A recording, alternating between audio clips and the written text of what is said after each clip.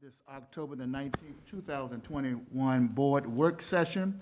And as we call our meeting to order tonight, I would like to move the board's attention to Section B, our agenda approval. And the agenda has been circulated before you, calling for a closed meeting at the beginning of the meeting so that the necessary parties can be present. Is there a motion to approve the agenda for tonight's work session? I move to approve the agenda. Second. Motion by Dr. Nilles, seconded by Dr. Carter. Any further questions or discussion? Hearing none. Madam Clerk, if you would call the roll. School Board Member Trost? Yes. School Board Member Dr. Brennan? Yes. School Board Member Ms. Morrison? Yes. School Board Member Dr. Carter? Yes. School Board Member Dr. Coleman? Yes. School Board Member Dr. Nilles? Yes. School Board Member Dr. Sinha? Yes. School Board Member Dr. Gupta? Yes. School Board Member Mr. Harvey? Yes. Motion carries 9-0. Thank you, Board. We now stand for our Pledge of Allegiance. I pledge allegiance to the flag of the United States of America and to the republic for which it stands, one nation, under God, indivisible, with liberty and justice for all.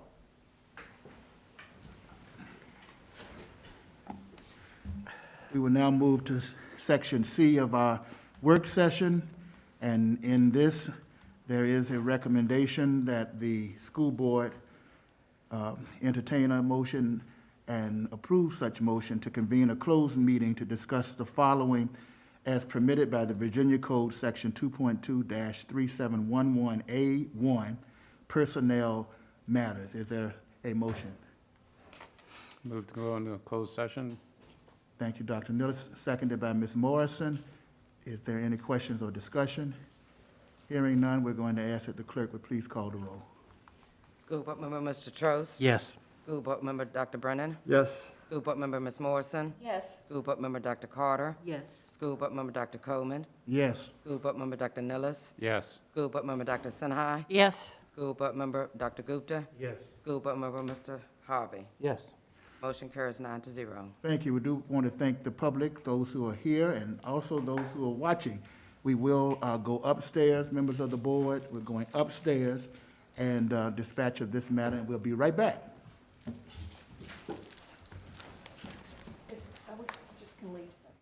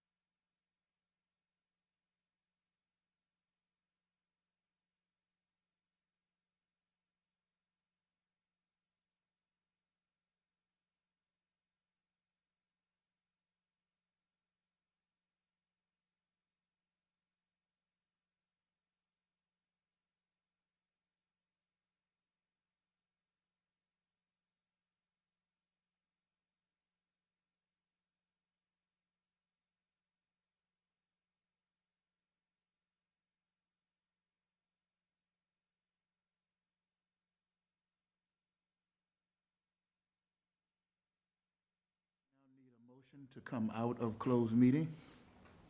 I move that we come out of closed meeting. Second. Been moved by Dr. Carter, seconded by Ms. Morrison, that we come out of closed meeting. No further questions or discussion. Madam Clerk, please call the roll. School Board Member Trost? Yes. School Board Member Dr. Brennan? Yes. School Board Member Ms. Morrison? Yes. School Board Member Dr. Carter? Yes. School Board Member Dr. Coleman? Yes. School Board Member Dr. Nellis? Yes. School Board Member Dr. Sinha? Yes. School Board Member Dr. Gupta? Yes. School Board Member Mr. Harvey? Yes. Motion carries 9-0. Thank you, Madam Clerk. The board now will certify that in the closed meeting just concluded, nothing was discussed except the matter or matters specifically identified in the motion to convene a closed meeting and lawfully permitted to be so discussed under the provisions of the Virginia Freedom of Information Act cited in that motion. Madam Clerk, please call the roll. School Board Member Mr. Trost? Yes. School Board Member Dr. Brennan? Yes. School Board Member Ms. Morrison? Yes. School Board Member Dr. Carter? Yes. School Board Member Dr. Coleman? Yes. School Board Member Dr. Nellis? Yes. School Board Member Dr. Sinha? Yes. School Board Member Dr. Gupta? Yes.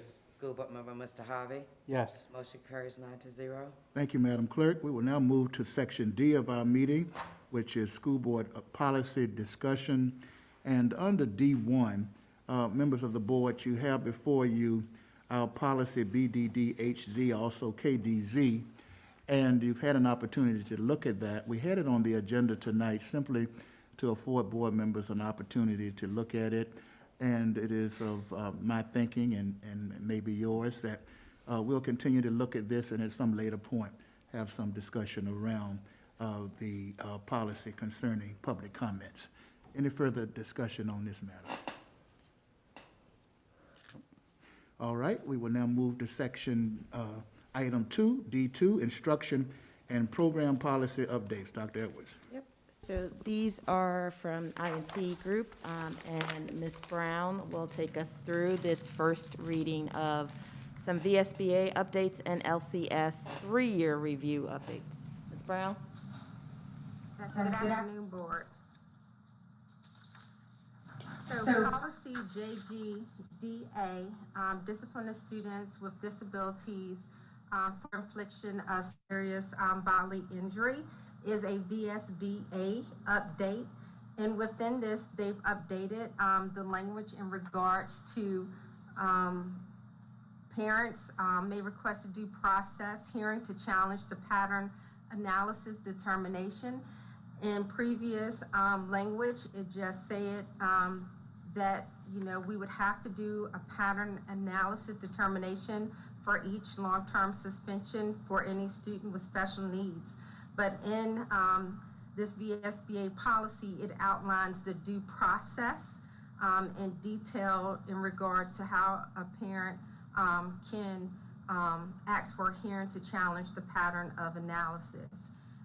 It also spells out what to do for manifestation determination, review meeting, or IEP meeting, and how it's required for short-term removal for school within this as well. The last thing that it highlights is that weapons is a controlled substance and seriously bodily injury and have the meaning given under the state regulation, and it cites the codes. But the overall premises for the updates for this policy were the VSBA updates to due process rights for the parents. In regards to policy JEA, compulsory attendance, this was a LCS 3-year review, and at this time we had no changes or updates to recommend. Policy JECA, admissions of homeless children. This is a LCS 3-year review, and at this time, we had no changes or recommendations for update. Policy JECZ, non-resident employee student tuition waiver. This is up for a 3-year review also. And at the end of the first paragraph, we added for clarity to the LCS fee schedule on the website. So when parents are reviewing the non-residential policy, they are able to see all of the fees that would be associated for enrollment into LCS of an employee's student. What we do for this policy is that we waive the tuition for our employees, for their students, if they live out of zone. However, if they are receiving special education, gifted, or other services, there are fees associated with that, and we wanted the parents to be able to see the fees up front in the document, so that's why we added the link to this policy. Policy JHCD-RY, Administration of Medication. This is also a 3-year review policy. What we did is we made sure that we updated the legal references from the Code of Virginia and also added the reference code from our main policy, JHCDZ, for for the protocol for administering these medications by staff, making sure that it was cited at the end of this policy as well. Policy JHCD-RZ, Administration of Medication, naloxone. For this one, we also added the language from the Code of Virginia at the end of this policy as well to match the previous one. And the last one, policy JHCF-RZ, Student Wellness Regulations and Guidelines. This was up also for a 3-year review. We updated the verbiage in here to reflect that each school will identify a wellness champion instead of is required to in the language. And also we added the triannual in order for us to monitor how we are implementing these guidelines for the students within the school division. And these were the updates that we were recommending to the board for review for first read. All right, thank you, Director Brown. All right, board members, you've heard the first reading on the said policies. Dr. Brennan. Director Brown, thank you very much for that review and for the policy. I just have 2 minor comments. One is that I appreciate in JCF, which is the Student Wellness Regulation and Guidelines, that there will be every 3-year review to look at the program. I think that's a great idea, and thank you for adding that. And the other, just a minor change, which I think is in JHCD-RZ, which is Administration of Naloxone. I think it has he and she referrals. I think we're trying to be gender neutral in our policy, so we could just make those changes in that one. That would be great. But thank you very much for that overview, and thank you for the time to put that together into the presentation. Thank you, Dr. Brennan. Any further, Dr. Gupta? Director Brown, how many homeless students do we have? Do you have any numbers offhand? Homeless children, because we have a policy here for homeless children. Do you know how many homeless children? Yes, sir. I do not have that data in front of me. I can give that information to Dr. Edwards in the morning.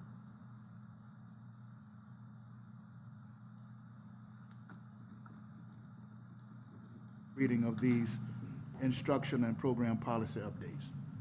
All right, thank you so much, Director Brown. We appreciate you.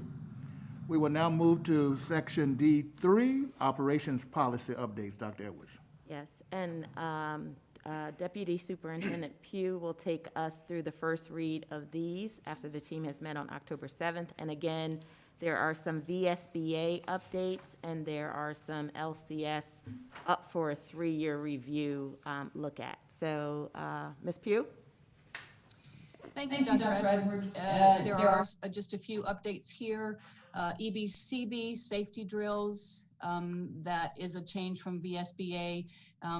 Previously, schools had to conduct 2 lockdown drills within the first 20 days of school. That has been changed to 1. So that's the only change there. School nutrition meal account procedures, I am going to let Director Morris speak to that. Yes, USDA has now required the removal of an option to refer families to the courts or to credit collection agencies. That was previously in our policy as an option that the superintendent could exercise, and that has now been removed from the policy. I do want the school board to be aware, as I'm sure you are, as well as the public, that Lynchburg City Schools does operate under the USDA community eligibility provision. And under that provision, all LCS students do receive breakfast and lunch at no charge to the student. So those policy is on our, is one of our policies. At this time and in the foreseeable future, there would be no need for any student to have to charge a meal, as meals are distributed and offered at no cost. Thank you, Director Morris. The next one is EGAA, reproduction and use of copyrighted materials. Again, this is a VSBA update, and it's just a wording change. As Dr. Brennan mentioned, we're trying to make things consistent, so there's a change from his, her to the staff members. And then the 3-year review from LCS is KBR, and the change here that was made, we updated the link to the form that is there for the media opt-out form and directions for parents. There was an incorrect form that was linked, and so we made that update there. Are there any questions? Any questions for Deputy Superintendent or Director Moss? I think it's a good report. Dr. Brennan. I did not have any questions, but I wonder if the board would consider adding both of these items to the consent agenda for our next meeting. It can always be pulled, and so at this time, if it is the pleasure of the board, we can do that. So note this to the consent agenda, Madam Clerk. All right, any further questions?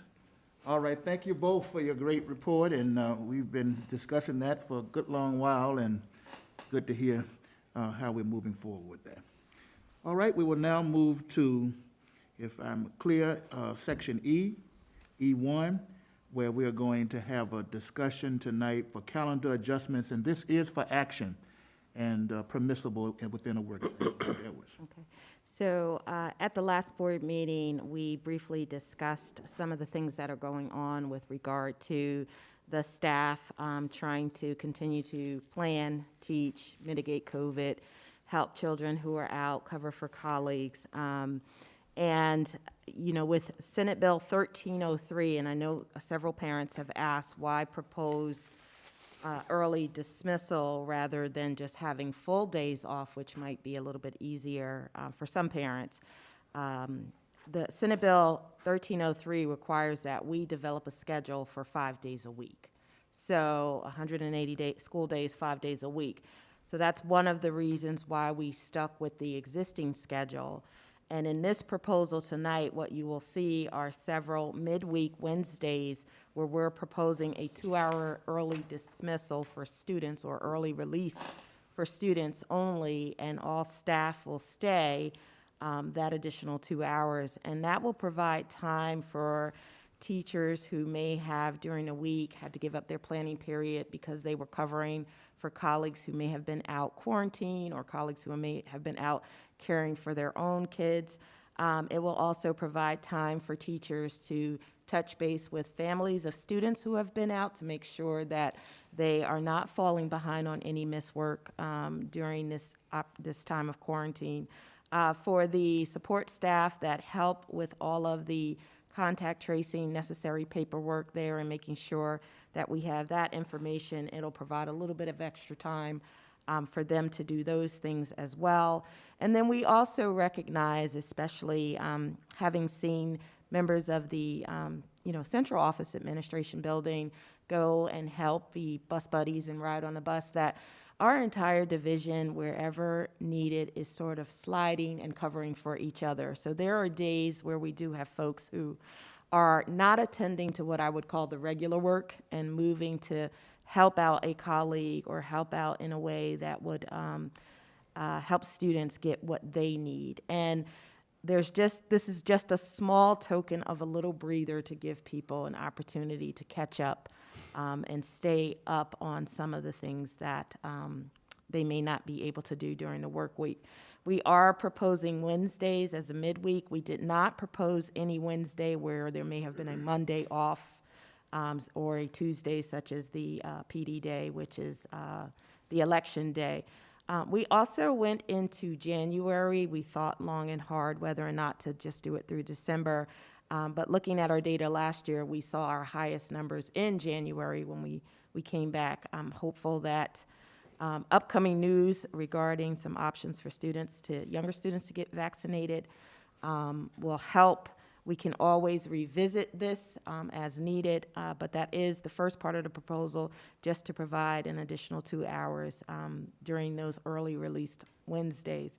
The other changes are from the staff calendar. Tuesday, November 2nd, students are already out of school. That is our election day, our professional development day. And normally on a professional development day, if you are a staff member, you will come to work and your day will be filled with some wonderful things that we need to do, training, opportunities, and things like that. And we decided to sort of relax this day a little bit and let building principals and department chairs work with their people on some of the things that the staff, particularly the teachers and school staff, have said, I wish I had time to do this. So we want to provide that time rather than having a very structured PD day. So staff will still be coming to work.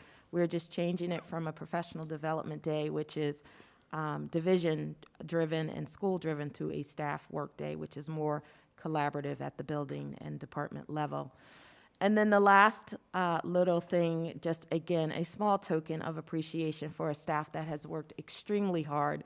The last day in December, I think it's December 17th, is an early dismissal day for students, but not for staff. And we're just proposing that it is before break that we allow all staff to also have an early dismissal day after our students have been safely dismissed. And we would have to determine the time at each location of what that looks like, since our kids get out at different times.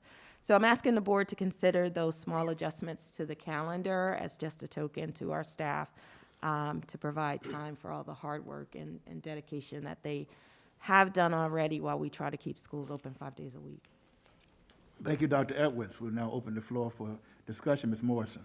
Thank you, Dr. Edwards. I support this effort for our staff.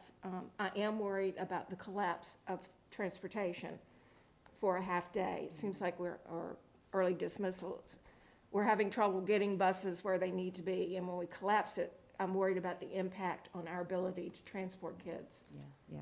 So last week, our last board meeting, when I proposed that we would talk about it, one of the things that we did was reach out to Hope Custer to see if this would be an option that we can pursue. It is a 5-hour day for students, so it's not as close as a regular early dismissal day. I think it's about 3.5 hours, a real half day. So it gives us a little bit of time and a bigger window to transport kids. And I suspect on these days it'll be all hands on deck, similar. It'll also get our bus drivers home a little bit earlier. Yes. I had one other question. I've had several parents reach out and say that starting next week is putting them in somewhat of a time crunch because they've got to make arrangements for after-school care or sitters or transportation. And did we give any thought to starting it in November, which gives them at least an additional week to get things in place? Yeah, absolutely. Our intent in doing this, and this was a very difficult decision because we recognize that, you know, as hard as our staff is working, so are our families to make sure that their kids are in school.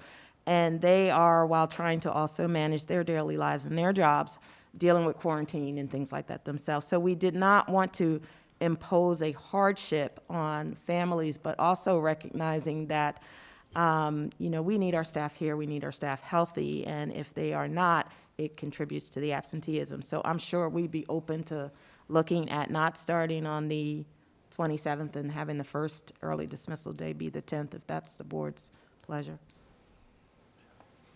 Thank you. Thank you. Ms. Morrison. Dr. Carter.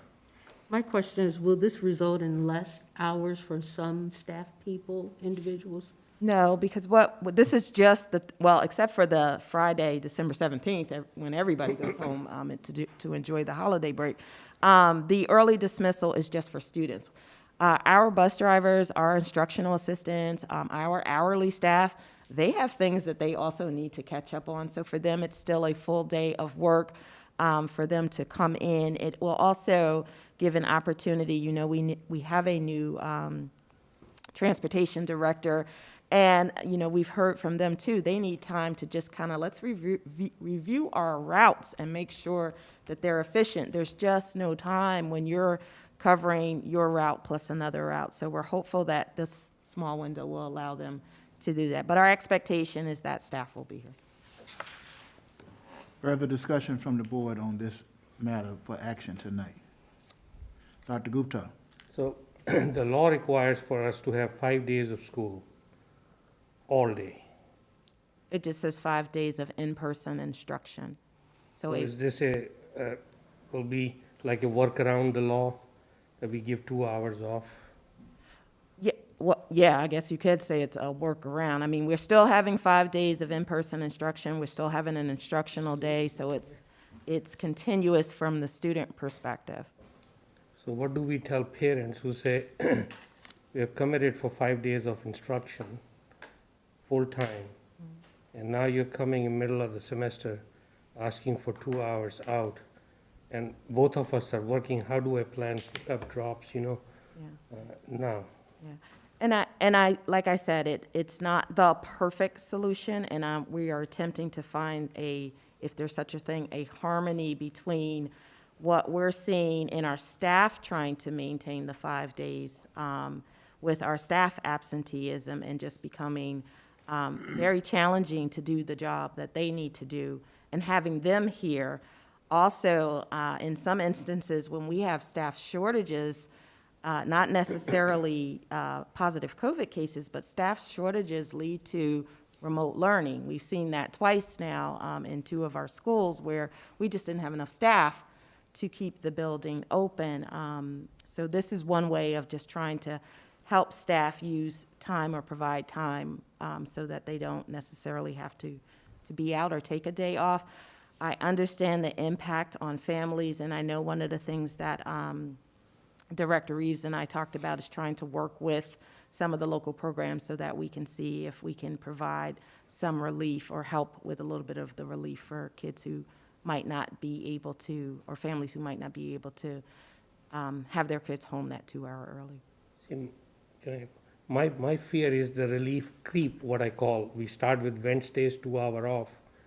Then January comes in, then we have another proposal for let's say Friday, 2 days off, 2 hours off. You see what I'm saying? So it's a slippery slope. Once we enter that, we are still complying with the 5-day regulation as asked by the Senate bill, but then we are finding the workarounds around complying with the law. And to that, I will say I'm probably a cheap creep if you say you're worried about a creep. It really took us a very long time to get here.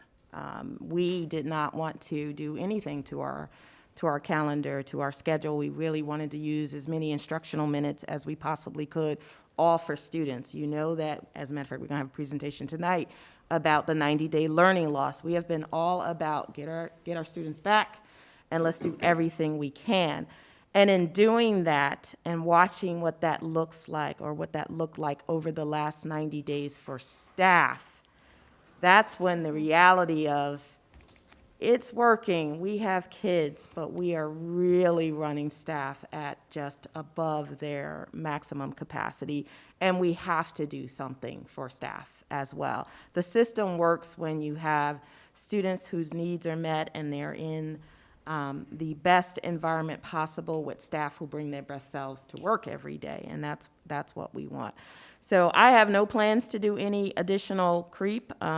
This is, this proposal and talking with my team is, it's tough. It's tough because I recognize that we are sacrificing some hours for students, but on the other hand, we are also gaining some valuable time for staff, so.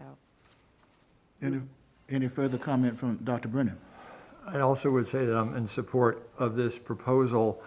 I think that the staff have been working awful hard. They are covering other positions.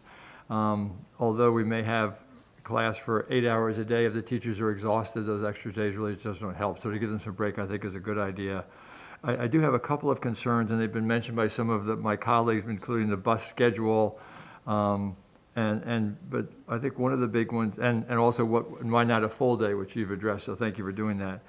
The other question that's come up specifically is that since it's every Wednesday, that the students who are in a certain course that occurs every Wednesday afternoon, say it's calculus or it's something, will miss that on a regular basis, and people were concerned about that as far as other students. It's a consistent every 2 weeks or 3 weeks they'll miss that. So that was one concern.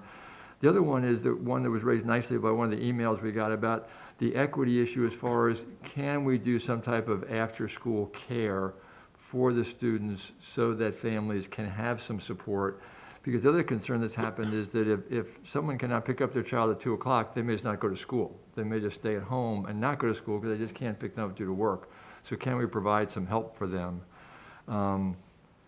And then having said that, I also think the last point that Ms. Morrison brought up as far as postponing it has also been suggested. I think to give the families the time to adapt this would be good, and I certainly would support that also if the board agreed to that. Okay. So with regard to your first one, missing the same course, we are not suggesting that principals are not at the liberty to tweak a day, and depending upon what schools, some have done that on other early dismissal days. So it may not be just 1, 2, 3, 4, and then 5, 6, 7, 8, or you don't get those classes. So we have not put in any restrictions to stop them from rotating and doing what's best in their school, recognizing that, well, right now, every school has a slightly different schedule to meet the needs of their kids so that they may be able to do that. And we have considered that when we were like, well, maybe we should do Tuesday one week and Wednesday next week and Thursday. And then we thought about the consistency for children and staff and families and just landed on the midweek Wednesday decision, so. Thank you. And then after-school care, Dr. Edwards, is there any options for that, or? Yeah, so one of the things that Director Reeves and I were talking about is working with the community programs to see. One of the challenges of saying we're gonna have an 2-hour early release and then have robust after-school programs and then ask the people who we just provided the time to now teach the robust programs. Sure. It's a personnel issue. If there are people who are not this staff, or it may be the staff, but they may not be feeling some of that, I would say yes to it. But given the struggle that we're having just to fill substitute positions and instructional assistant positions, I don't know. I don't know that I could put together an after-school program and say I have people available to do that. And again, we reach out to our community partners to see if they, many of them have it, whether they can expand their hours to do that. Yeah, thank you very much. Any further, Mr. Harvey? I'll have to be honest, I really struggle with this one. I really do support our teachers. Gosh, they're working so hard. They're handed a difficult task, but also understand the struggle that our families are going to have with this. I mean, this is a disruption. I'm blessed that my daughter is of high school age, so she can ride the bus and she's got a key, she can get into the house kind of thing. But there are a lot of families out there that have kids that require childcare. Especially if we're not going to be able to offer any after-school programs, et cetera. This can cause a serious hardship. For me, I'm really trying to understand these 2 hours. If that 2 hours of time is really going to be beneficial to our teachers, and I'm kind of just throwing this out as it's kind of going through my mind. If the purpose of this is to show our gratitude and appreciation to our teachers and sort of a way for them to sort of reboot, I would prefer to offer that we consider having an extended Thanksgiving break that it would give plenty of time for parents to plan for. you know, in other words, add that Monday, Tuesday, and Wednesday to the Thanksgiving break in lieu of multiple Wednesdays that are just difficult to navigate. Unless, I mean, what I'm hearing is we're trying to say, we're gonna send the students home, and there's gonna be 2 extra hours for the teachers to work. And I guess I'm wondering, is it really beneficial for them to have extra time to work? Or would it be more beneficial for them to have a mental health day? And that's why I'm thinking, I really want to support our teachers on this, absolutely. But I also see the hardship that this can cause to our parents, and it's a real struggle for me. And right now, I don't feel like I have enough information presented to me with this option to show that this is really going to provide what we want for our teachers, while I know it's going to provide a hardship on our families. Yeah. I'm So- struggling with this. And you know what, I appreciate your struggle, because each one of us, as we did it, struggled with it too. To go back to what you're saying, take off 3 days during the Thanksgiving Day break shortens us, then we no longer have a 180-day student calendar. So this preserves that 180-day student calendar and the 5 days a week that we have. So we're not intentionally designing a calendar that doesn't meet the requirements that we started the school year with, which is meeting those 180 days, 5 days a week. That was one of the challenges we had when we looked at just give kids more days off so teachers could have full days or anything like that. That was part of the concern and the struggle that we had. With regard to the time, yes, it's a small amount of time, but if you are, teaching 5 days a week and you have a 45-minute block to do your planning, grade your papers, and do the necessary things that you do to prep for class, and that's taken away because you're covering for a colleague, most of that ends up being done at home or at some other time. This would give them some time to get that time back to do those things. It's not a lot of time, but it is some time, and it's sort of a guaranteed time during the week where they can say, okay, even if I have to cover, I know when Wednesday come, I'll have time too, and then they can fill in the blank what that too is. That was the goal of this, not necessarily, we did not plan this to be full-blown mental health days, and I'm not saying that that is not needed. I'm just saying we did not plan it with the current calendar that we have, which is already at 180 student days. Mr. Harvey? Just as a follow-up to that, I think this should be something that our board should be considering when we are looking at our calendar for next year. I mean, this COVID's not going away this quickly, and I think when we develop our calendar for next year, we should be thinking about this.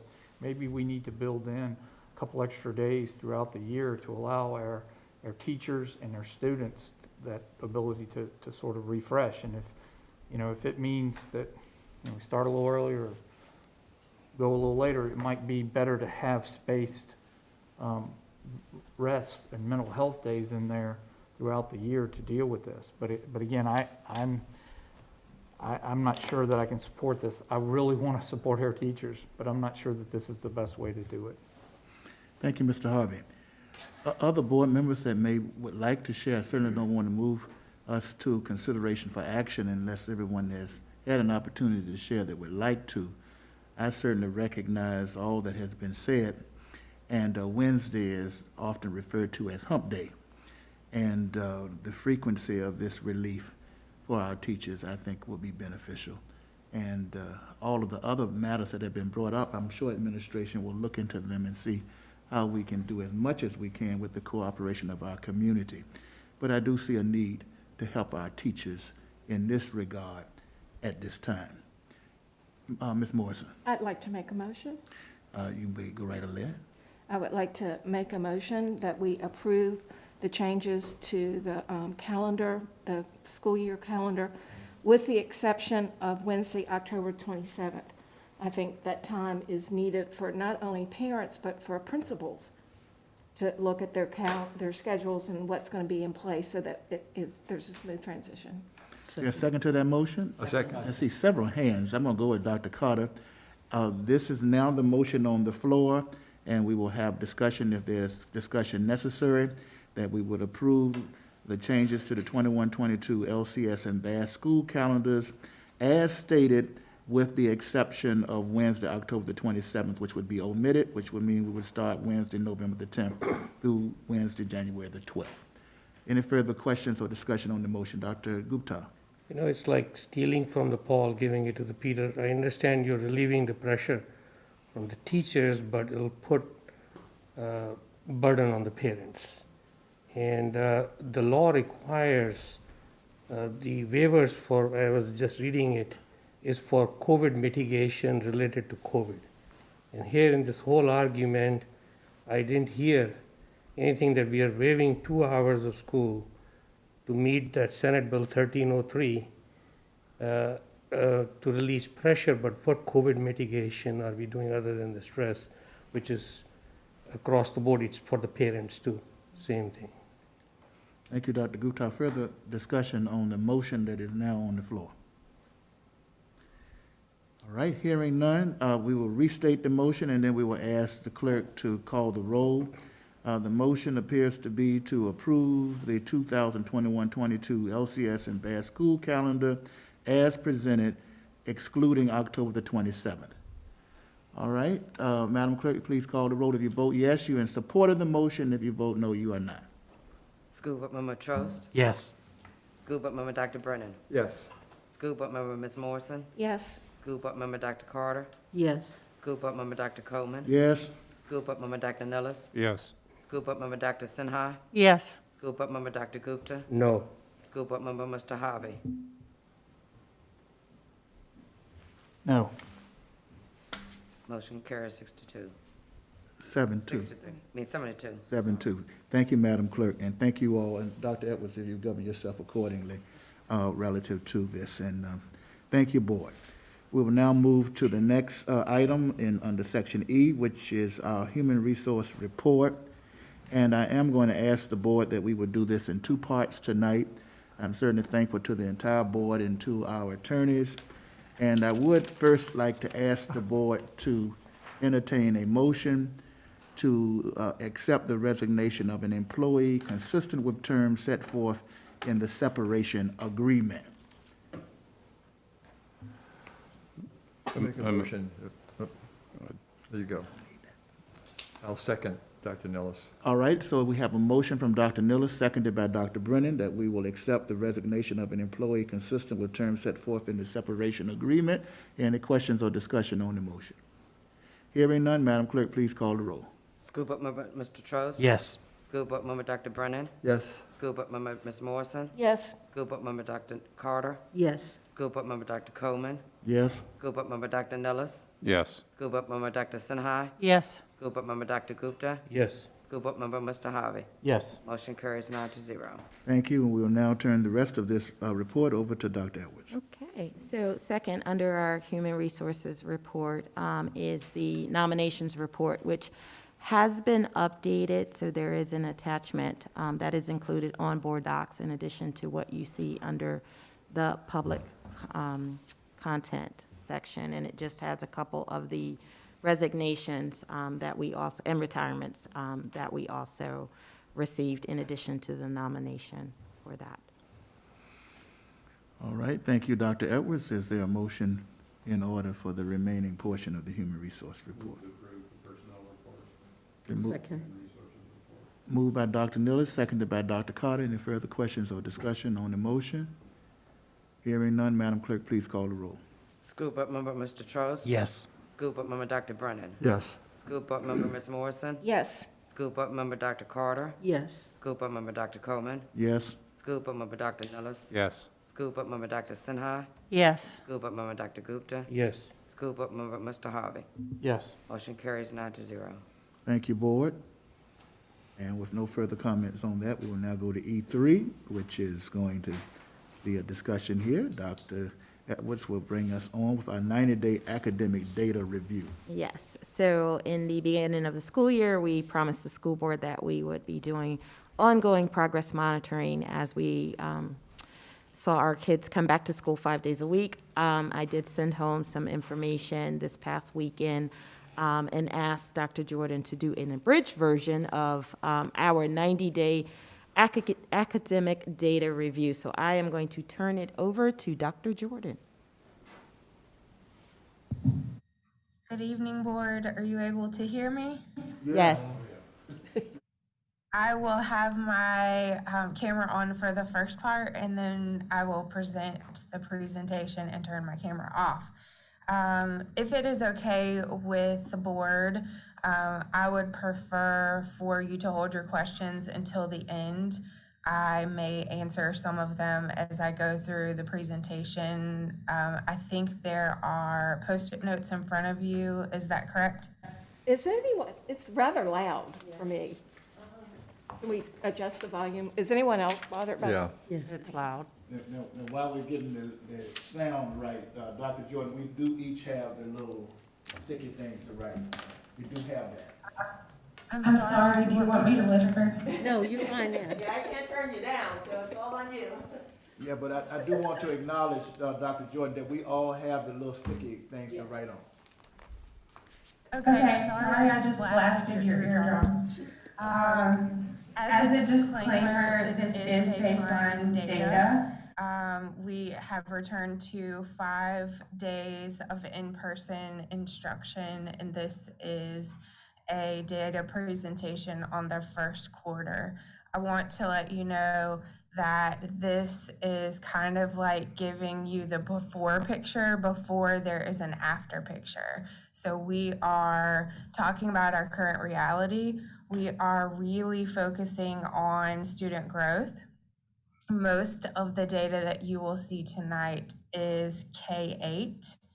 And I want to let you know that high school success is measured in many different ways. Oftentimes credits obtained, credits recovered, workplace readiness, applying to and being accepted to special programs, post K-12 plans, and on-time graduation. So I am letting you know upfront that most of this data is K-8 data. Another disclaimer that I would like to give is none of these data points should be used in isolation. We use what we call data triangulation, or if we can have more than 3 points, that's even better. But we like to look at data in comparison to other data points. We are doing our best to celebrate growth along the way. As you've heard, school personnel have worked tirelessly this year to get students to school, to serve students 5 days a week in person, and we really, really want to focus on student growth as much as possible. I see somebody adjusting the volume. Am I still blasting you? No, you're fine. You're good. You're fine.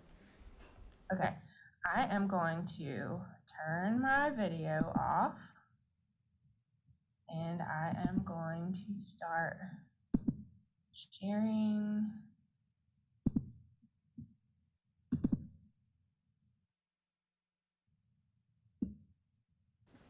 Are you able to see the presentation? Yes. Excellent. So in tonight's presentation, you will see SOL growth measurements. This is a new measure from the state level. These are pre-assessment data points, and we will have a post-assessment that's given later in the year, like traditional SOLs. So SOL growth assessments are in reading and math, 3 through 8. PALS is given across the state in K through 3. Pre-K also takes PALS, but we're not going to focus on pre-K data tonight. PALS is a measurement that really predicts reading readiness. IXL is an outside vendor that Lynchburg City Schools uses. There is a diagnostic side and a skill side of IXL. The information tonight is based on the IXL diagnostic. The IXL diagnostic allows us to compare multiple grade levels, also all schools. So it is a consistent data point in LCS that is locally collected. So again, reading and math for that diagnostic. HMH is another outside vendor assessment. That's a growth measure. This is given to secondary students in grades 6 through 12.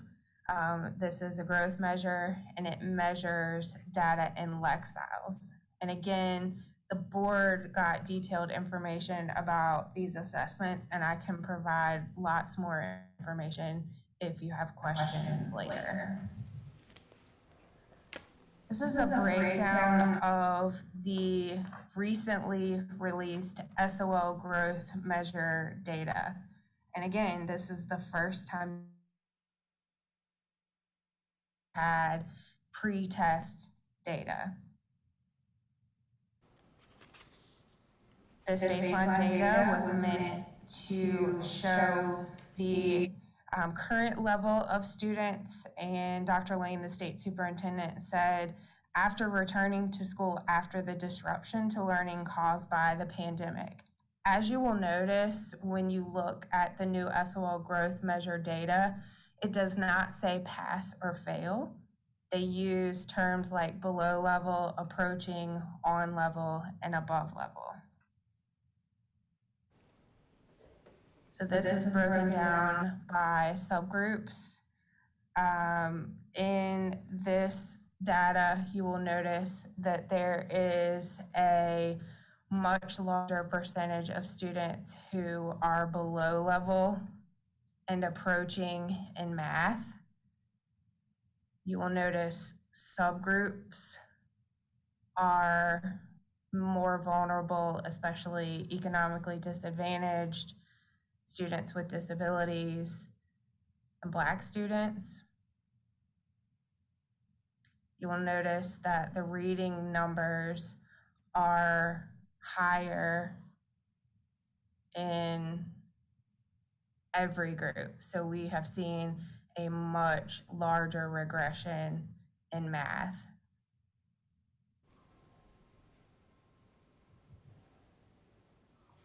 Middle school growth assessment data is broken down in the same way. You will notice that we see in lots of ways the gaps are widening for our middle school students. So again, more regression in math than in reading. The SOL growth assessments were designed to measure readiness for grade level material.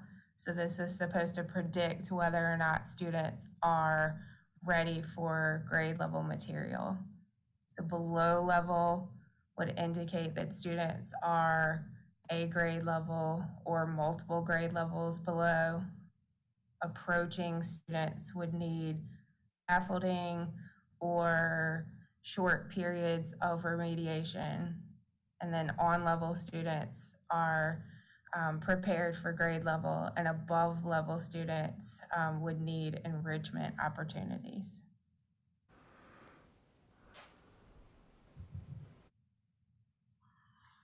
This is hot off the press PALS data, and I do want to tell you that there's an asterisk beside the kindergarten data because kindergarten PALS is not quite complete in the city of Lynchburg and in the state of Virginia. So kindergarten information is preliminary.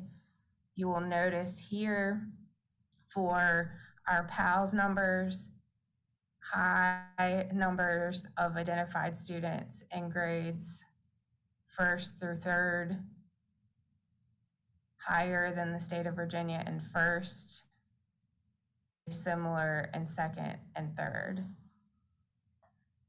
And PALS identifies students who need Title I services. So Title I services are in addition to Tier 1 classroom instruction. So Title I services are given through Title I reading teachers who have specific training in reading. This can be either pushing into a classroom or pulling students out for small group work. The next slide is longitudinal information. It gives you a snapshot of LCS students identified by PALS for the last 5 years.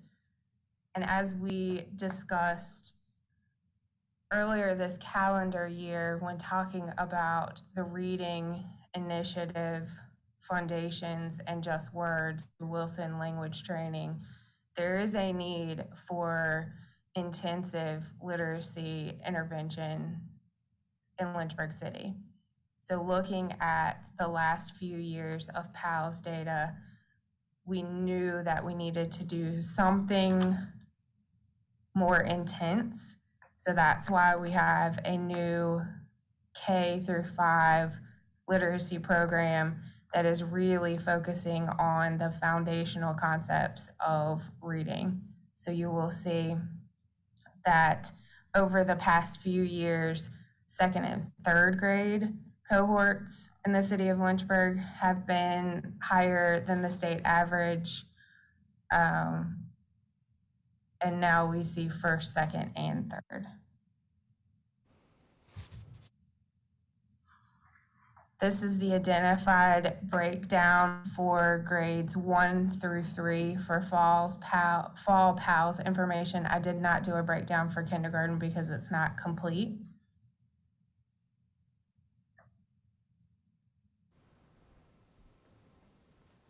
You will notice that typically a few more males than females, a higher percentage of Black or African American students.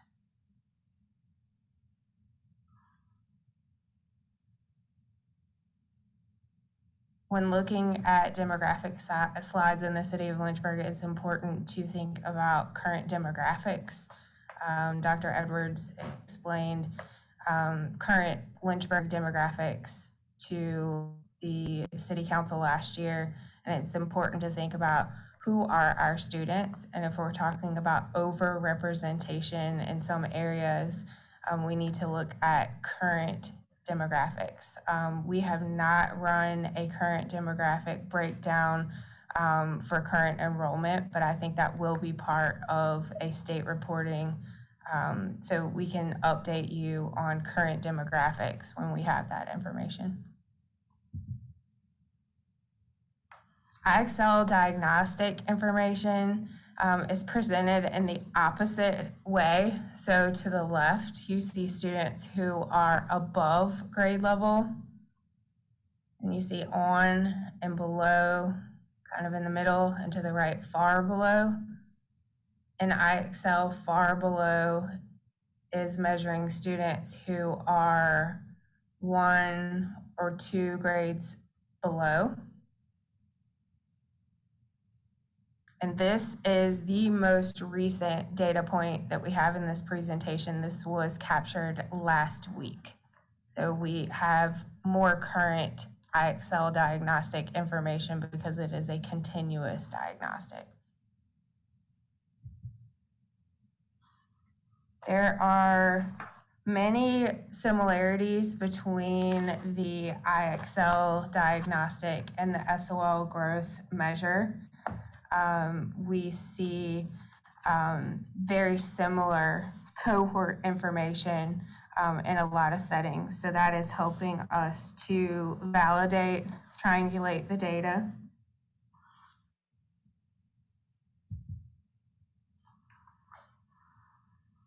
We do see more students below and far below grade level in our middle grades.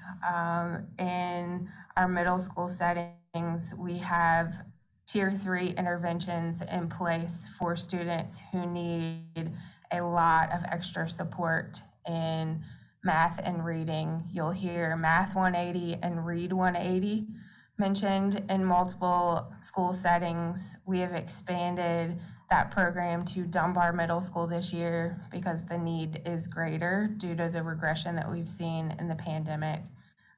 So we know that we have to do some very intensive implementations here with the amount of students that we have who are below and far below grade level. This slide shows the information that we have on the HMH reading assessment. And just to give you a point of comparison, IXL for this same measure shows 45% of students are below grade level and 55% are above level. So our secondary information from two separate assessments is telling us the same information. So we do feel like we are working with accurate information this year to predict and also measure growth. The HMH reading assessment is given 3 times during the year, so we will have a mid-year data point as well. Now I'm going to go into, let me give you a little bit of a disclaimer here.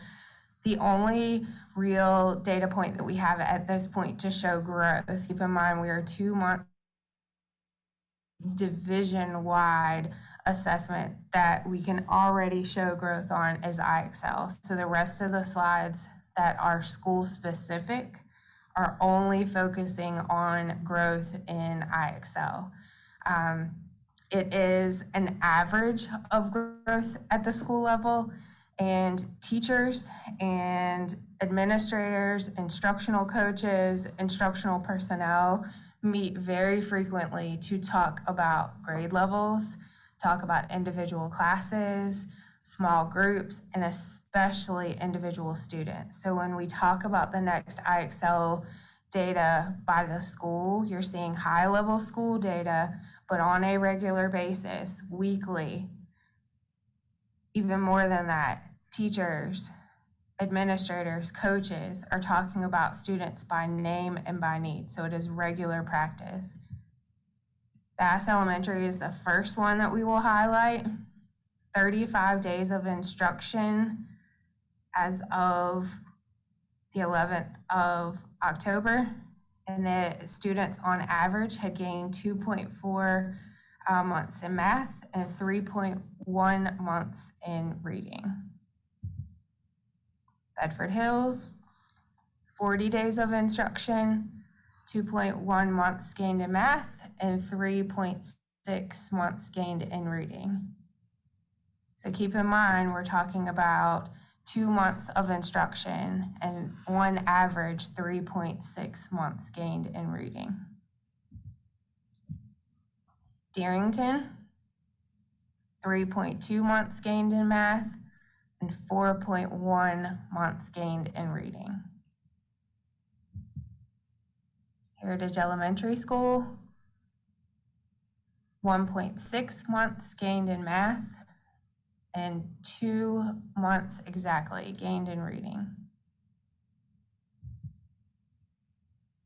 Lincoln Elementary School, 3.3 months gained in math and 3.6 months gained in reading. Paul Monroe Elementary, 3 months gained in math and 4.7 months gained in reading.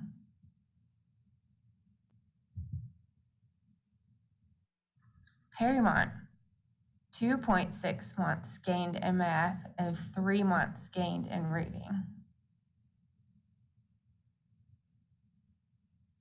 R.S. Payne Elementary School, 1.7 months gained in math and 2 months gained in reading. Sandusky Elementary School, 1.9 months gained in math and 1.7 months gained in reading. Sheffield Elementary School, 2.3 months gained in math and 2.2 months gained in reading. T.C. Miller Elementary, 1.6 months gained in math, and 1.9 months gained in reading. Dunbar Middle School, 1.9 months gained in math, and 1.5 months gained in reading. Lynchburg Middle School, 2.7 months gained in math, and 2.5 months gained in reading.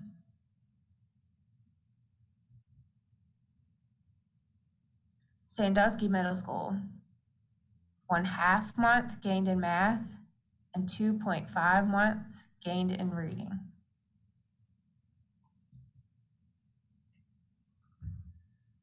EC Glass High School, almost 1 month gained in math, and Algebra 1 is the only grade level that is required to take the diagnostic in high school, and 1.8 months gained in reading. Heritage High School, 0.38 months gained in math, and that's Algebra 1 only, and 1.5 months gained in reading.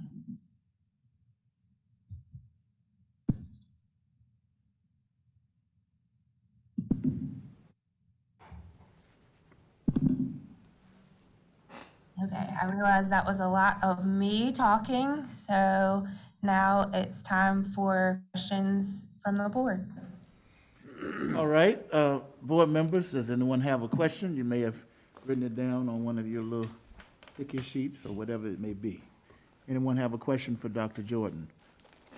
Dr. Gupta? So Dr. Jordan, thank you for your presentation. You got HMH reading assessment, 6 through 12. Do you have the same data for math? We do not have the same data in a math assessment. We have some similar math assessments at 2 of our middle schools. Are you interested in that data, if I can get that for you? Yeah, because for your previous tables, they are doing really bad in math across different categorization. My second question is, some places you have longitudinal data, other places you have just a snapshot. So what does it tell you in terms of reading loss, learning loss, pre-COVID, post-COVID, during COVID? Because in your last slides, you're saying gains. So how do you calculate those gains? You must have had the time series or longitudinal data. The last slides are calculating gains from the very beginning of the school year. So within the first 2 months of the school year, the gains in IXL were presented.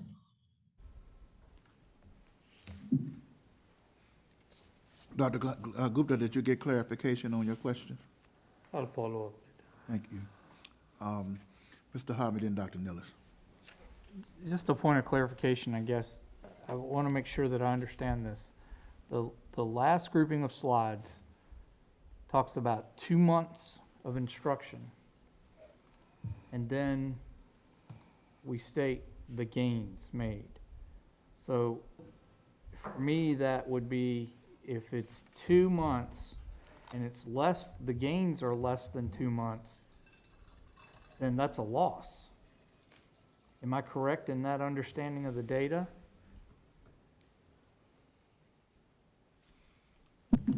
So for instance, and I'll try to use a specific example.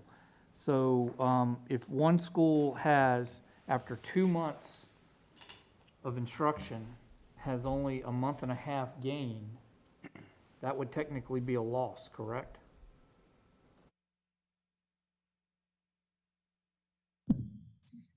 And I think at this point, when we're talking about students and growth, we want to focus on how much students have grown. If we're looking at averages for a school, I think that is certainly one way to look at it. If you see that in 2 months, you're expecting 2 months growth and they did not meet that target. Right now, when we're talking about students who are below grade level, students who are below grade level have often never grown 1 month in a month. And that's why our Power Scholars data was so important to us this summer, to see that growing at least 1 month in a month. And what I just showed to you at the school level is a higher level picture. We did not drill down by cohorts at the school level. We did not drill down by subgroups at the school level. It is very important to look at student growth by the students. Thank you, Mr. Harvey. Dr. Nilles? Yeah,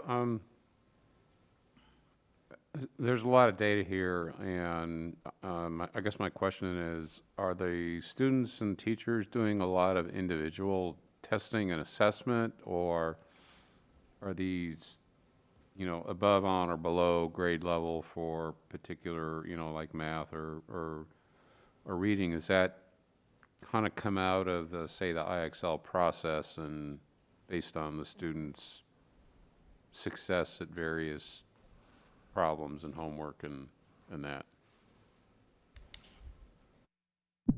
IXL growth is measured through the diagnostic. So oftentimes you will hear the phrase maintenance Mondays at a lot of our schools. Students spend anywhere between 5 and 10 minutes in the diagnostic platform, and the diagnostic shows student growth. If you drill down by the student, you can click on action plans, and they show multiple ways that the diagnostic data is collected. There are numerous categories that give the grade level equivalent score. In addition to the diagnostic side, there is a skill side that is targeting SOL skills. So on the SOL growth measure data by student, we have information about questions that each student got correct, questions that each student got incorrect, and we can help prescribe specific skill plans for students using the IXL platform as well. Thank you, Dr. Nilles. Any questions? Dr. Carter, then Dr. Brennan.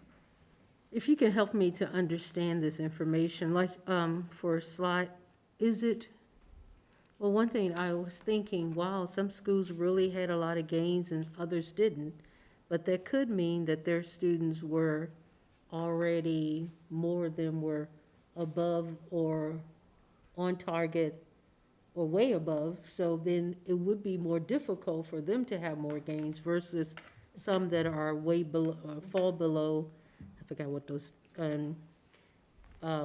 far below or below. So is that true? Yes, and when you're looking at averages by the school, you could have some students who have huge gains and other students who have no gains or smaller gains. And again, we're taking the average of all the students who we're assessing at each school. Is a really true target for gains? Is it one gain per month or one level, or what is a target that you can really reach for, or just that you can really set as a goal for students? What is really the expectation? That would really depend by student. If a student is below grade level, we would need and want them to grow more than 1 month within a month. Students who are on grade level, the expected growth would be 1 month of growth. And just like you said, Dr. Carter, if a student is above grade level and they are not exposed to higher skills or skills that are even further above grade level, you won't see the same trajectory of growth. So it really is going to depend on each individual student. But 1 month is the target for most, but we would definitely like to see, because of the regression, especially in math, we would like to see students averaging more than a month's growth at this time. So what are we doing for the students? I know you just said that sometimes students don't move at all. And above, what are we doing to make sure we're putting in place the learning they need to do above, and to move the far below, at least to below or on target? Are there specific things that we can do or are doing to move those students along? In PLC meetings, so professional learning communities, teachers collaborate on a weekly and sometimes more than every week to talk about what they're seeing with students in their grade level, students in their specific classes. They work to group students to focus on skill, scaffolding, and remediation. Right now, the SOL growth measure data is really important to us because we are able to see at a state level, in addition to some local measurements like IXL and classroom assessments, what students are proficient in and what students need extra help. And if the whole group of students in a classroom show overall proficiency or mastery in certain skills, teachers will meet with students in small groups if they are still needing some extra help. If most of the cohort or all of the cohort of students has not mastered a skill, then that skill will be addressed in a whole group setting. We are really focusing on literacy across all content areas right now. We have implemented the K-5 literacy program, and we're really focusing on literacy 6 through 12. And that may seem crazy right now when you're looking at our data because our literacy data is higher than our math data right now. Literacy is the access point to all content. So when you think about accessing math content or math questions, oftentimes you're having to read the prompt or read the word problem. So we're really focusing on math vocabulary in number talks. We're really focusing on understanding what the question is asking. We're really focusing on relevant and real life math tasks. One thing that we saw and continue to see during the pandemic is students have a hard time making connections with math in the real world when we were all virtual. And when we are at home learning things through a screen, we're having to use reading skills, literacy skills to access content. And we weren't always using our skills having to do with money or measurement or baking when you think about fractions. So we're really trying to focus on relevant and real world math tasks. As we've gone in and out of so many classrooms, we've seen hands-on math manipulatives. That's exactly what we want to be seeing. And we are really digging into what we can do to help every student with math, because we are seeing much larger regression across grade levels in math. Thank you, Dr. Carter. Thank you, Dr. Jordan. Dr. Brennan. Dr. Jordan, thank you for the presentation. And just as an aside, as someone whose hearing is getting worse as I get older, I think your volume is perfect. Music to my ears.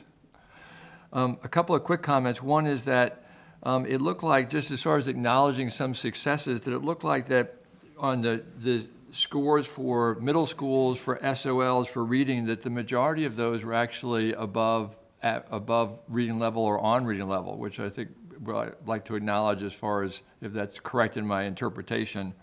And I think Dr. Edwards slipped us a little additional information where she broke down some of the things by schools, and it looked like actually Perrymont had also done very well with their SOL. So just to acknowledge some of the schools and some of the areas that have done well, I'd just like to mention that.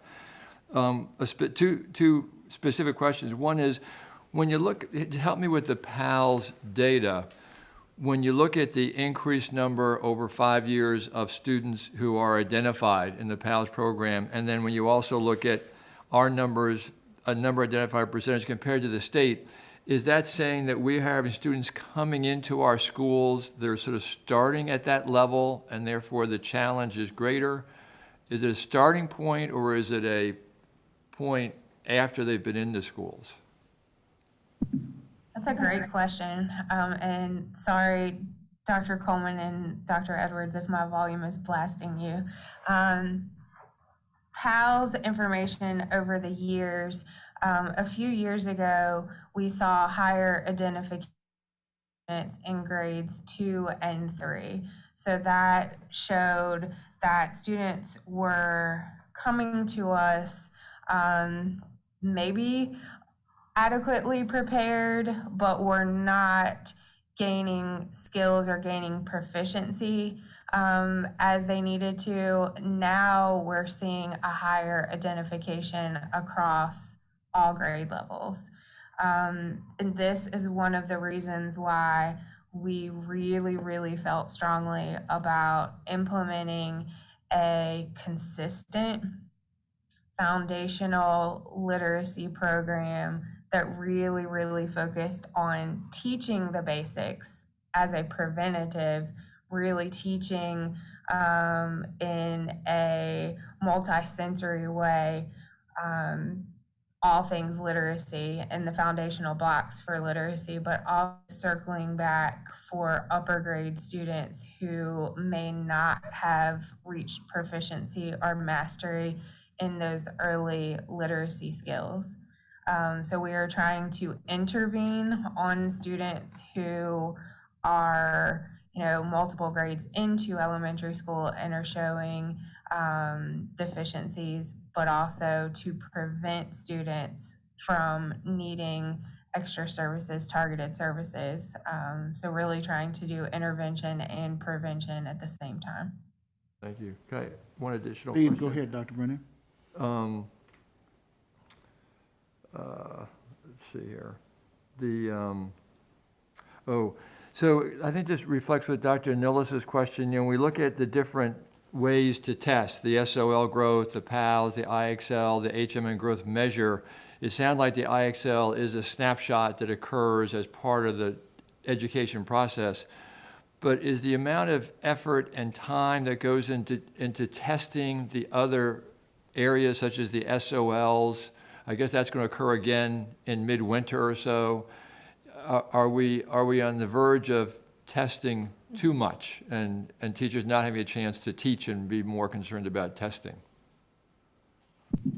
That is a great question. We try to find that perfect balance in assessing to get growth and get leading indicators without over assessing. One of the things that is appealing about the IXL diagnostic is it's not a really, what's the right word for it? It's not a really secure testing environment. It's not a specific test administration. So Dr. Brennan, you could be working on your IXL diagnostic, but Dr. Carter could be working in a small group and everybody else could be working on a STEM station. So it is something that students can access without a proctor, and it is a little bit more informal. In a lot of ways, it seems almost like it's gamified. So IXL is a little bit more informal. The SOL test administrations this year, that's been a learning curve for us to have an SOL administration in the beginning of the year that is just as secure, and one at the end of the year. And next year we will have 3 administrations. So it's definitely something for us to always keep in mind. We don't want to over-assess, but this year we are in a situation where we are data rich and we are able to, for the most part, measure where students are in reading and math and intervene in a timely manner. In the past, when we were waiting on lagging data, like an end of course SOL, oftentimes that's too late to intervene in a timely manner. So we're able to intervene now as soon as we recognize that there are needs. Thank you, Dr. Brennan. Any other board member, Mr. Attorney Trost? Thank you for the presentation. quite frankly, I mean, I am horrified. And I don't know if this is is this normal for us to see these types of numbers below level? When I saw this information earlier, my heart breaks for these children. And it is what it is. What's our plan moving forward? I don't know, but I'm here to help. I cannot believe that we have below-level assessments of 80% for certain levels of our people, our students. And, I mean, I hear people talking. I hear Dr. Brennan talk about the bright spots of these reports, and certainly we want to focus on the bright spots. But I'm horrified that we are failing these young people, and I'm not sure what we're doing about it. So tell me what you need me to do to help this problem. And I know it's not something that's going to be done in 1 year or by one person, but whatever it is, we're failing our students. And I'm here to help the students, and I'm horrified. And I hope that everybody else here shares that same sentiment, because we're failing these young people, and we fail them when they're young. We're going to fail them in the life going forward. So tell me what we can do to fix this. I can't imagine those sentiments aren't shared. And I hate to bring it up like this, but I don't know how else to do it. Well, we thank you, Mr. Trost. Your comments are in order with some of us who've been around this table for almost 9 years. And we're thankful to the current administration for seeking to intervene even in the midst of COVID. Dr. Jordan, would you like to respond then, Dr. Edwards, to Mr. Trost's concern? I will say, when we shared this data report with administrators, when we shared this data report with the public, this is not easy data to present. We are seeing huge gaps in learning loss. We are seeing subgroups with very low proficiency levels. We have 2 schools in the city of Lynchburg that have been in federal school improvement for a number of years. We have to address our current reality, and we have to be very committed to each child showing growth, showing proficiency, showing mastery. My team read a book over the summer, and one of the chapters was called "Why Do You Weep?" And there are some times as public educators that we are going to see data that should make us weep. There are times that we should celebrate the heck out of student gains. We should celebrate the heck out of the learning that has already been recovered in the first 90 days. They're back. Mr. Trost, And we're gonna can she hear me? The delay, I think she heard you though. It's a delay. Very good, Dr. Jordan. Mr. Trost is trying to interject. Well, I just want, and I'm here to help, and we're all here to help, but whatever we're doing is obviously not working. So we need to change what we're doing. And if it's been going on for a couple of years, I mean, it's not working. And we are failing these young people, and that breaks my heart. I know it breaks everybody's heart in here. But to see these type of numbers and these levels, these children will not have a chance in life. So, I mean, I'm one person. You want me to go to legislator? I'll go. I don't care. Tell me what we need to do, but we need to make a change. And we're failing these kids. And it's not anyone's one issue. It's a societal issue maybe, but we've got to do something. And if it means we got to break from the norm, let's break from the norm. But I just cannot, I'm horrified that these young people that are not being given the opportunities they deserve. The chair shares your passion as well as other board members around the Yes, I'm sure. horseshoe. Dr. Edwards, would you like to respond? Sure, and I will just co-sign what you say. I have a model that says you can't fix what you don't first acknowledge, right? So the hard step, and it would have been very easy for us to use some data that didn't hurt with what you saw. And we all need the reality check of what exactly are we trying to fix and address. It is that, and it is as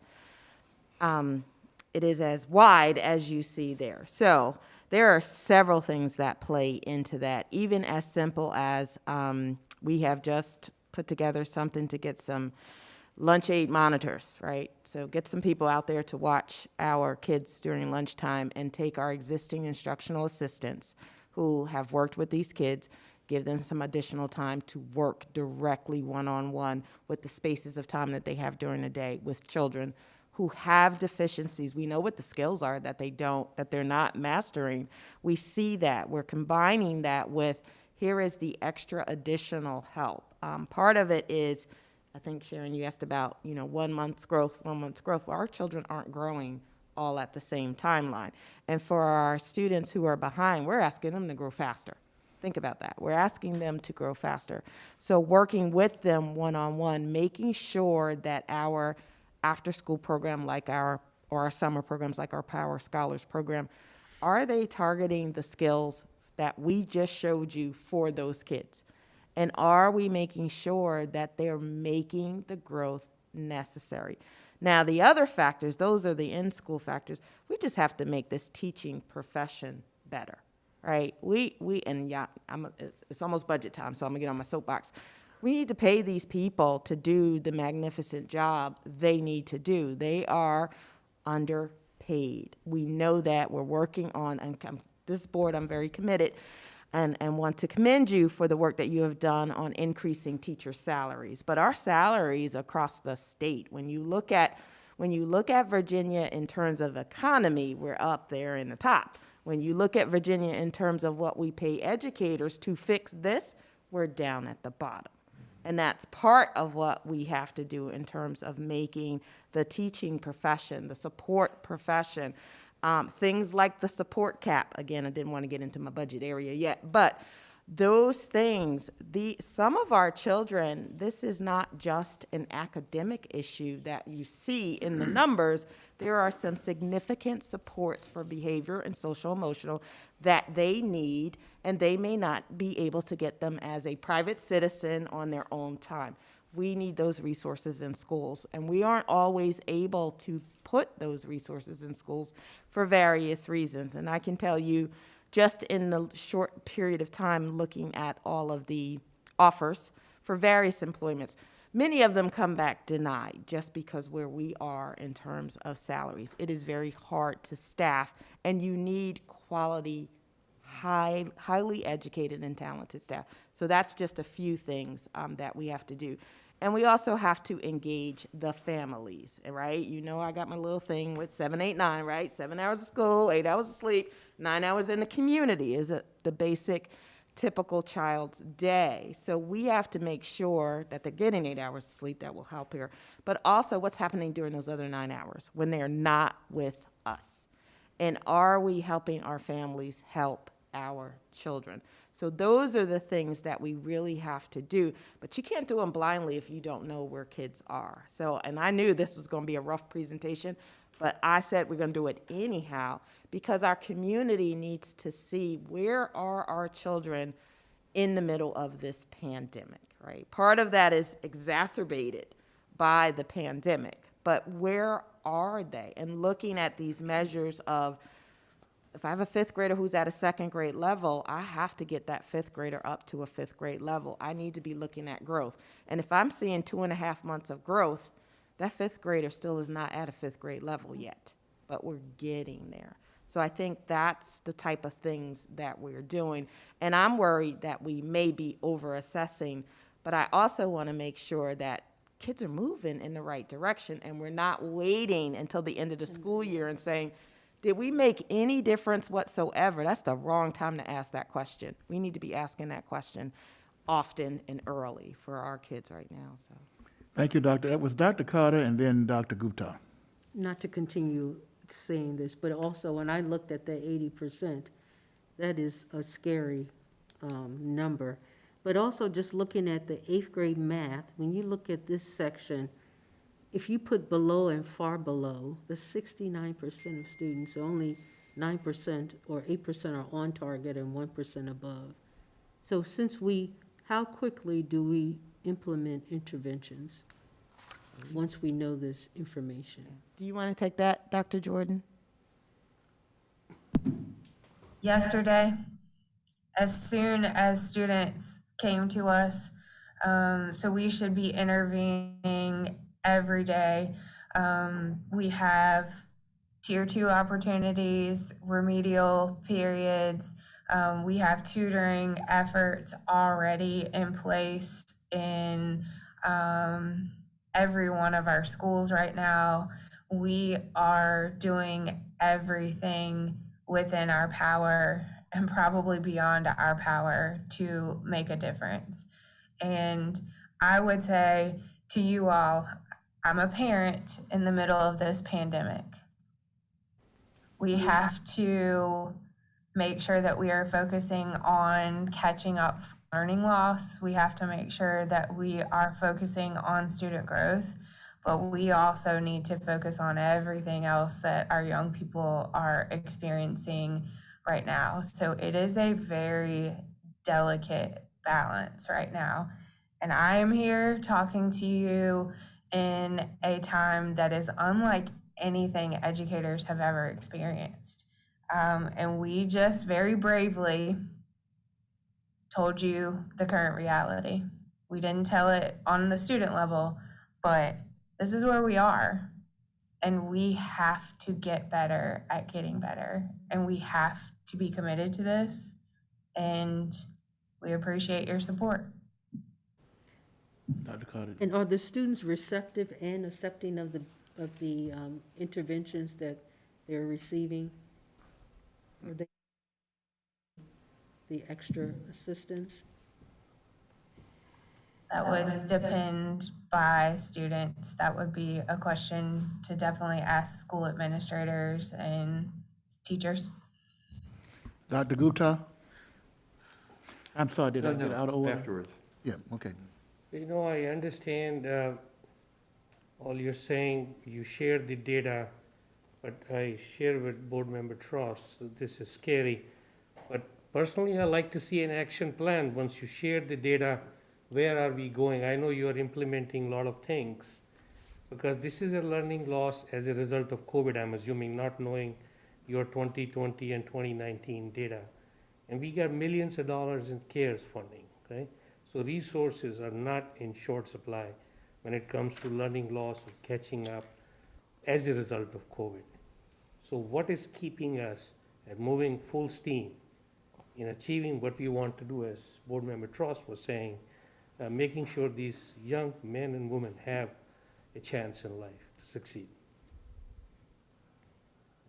Part of what's keeping us, and I can just speak to some of the challenges that we faced at the middle schools. One, if you've, since we've been back, we've had kids that may not have seen each other and been in that large environment for quite some time. So we started off with some behaviors that we needed to address that were impacting the ability to be receptive to the extra academic. Second, the struggle for staffing at the middle school level. We have multiple teachers who are teaching, who've taken on an extra class in addition to what they teach regularly. They have agreed, we can't find a replacement for Dr. Coleman, so the three of us are now going to take Dr. Coleman's class. That's happening more frequently than not.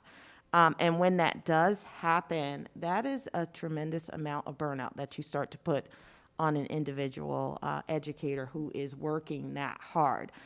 There's a lot of research that says that small class sizes, give me the challenging kids, give them to me in a small class size, not 24 kids in a classroom, but give me a smaller class size. But we need the bodies to do that. So one of the challenges is really in finding the staff. I was at VAST today, and the question was, raise your hand if you are not using substitutes to cover in your schools.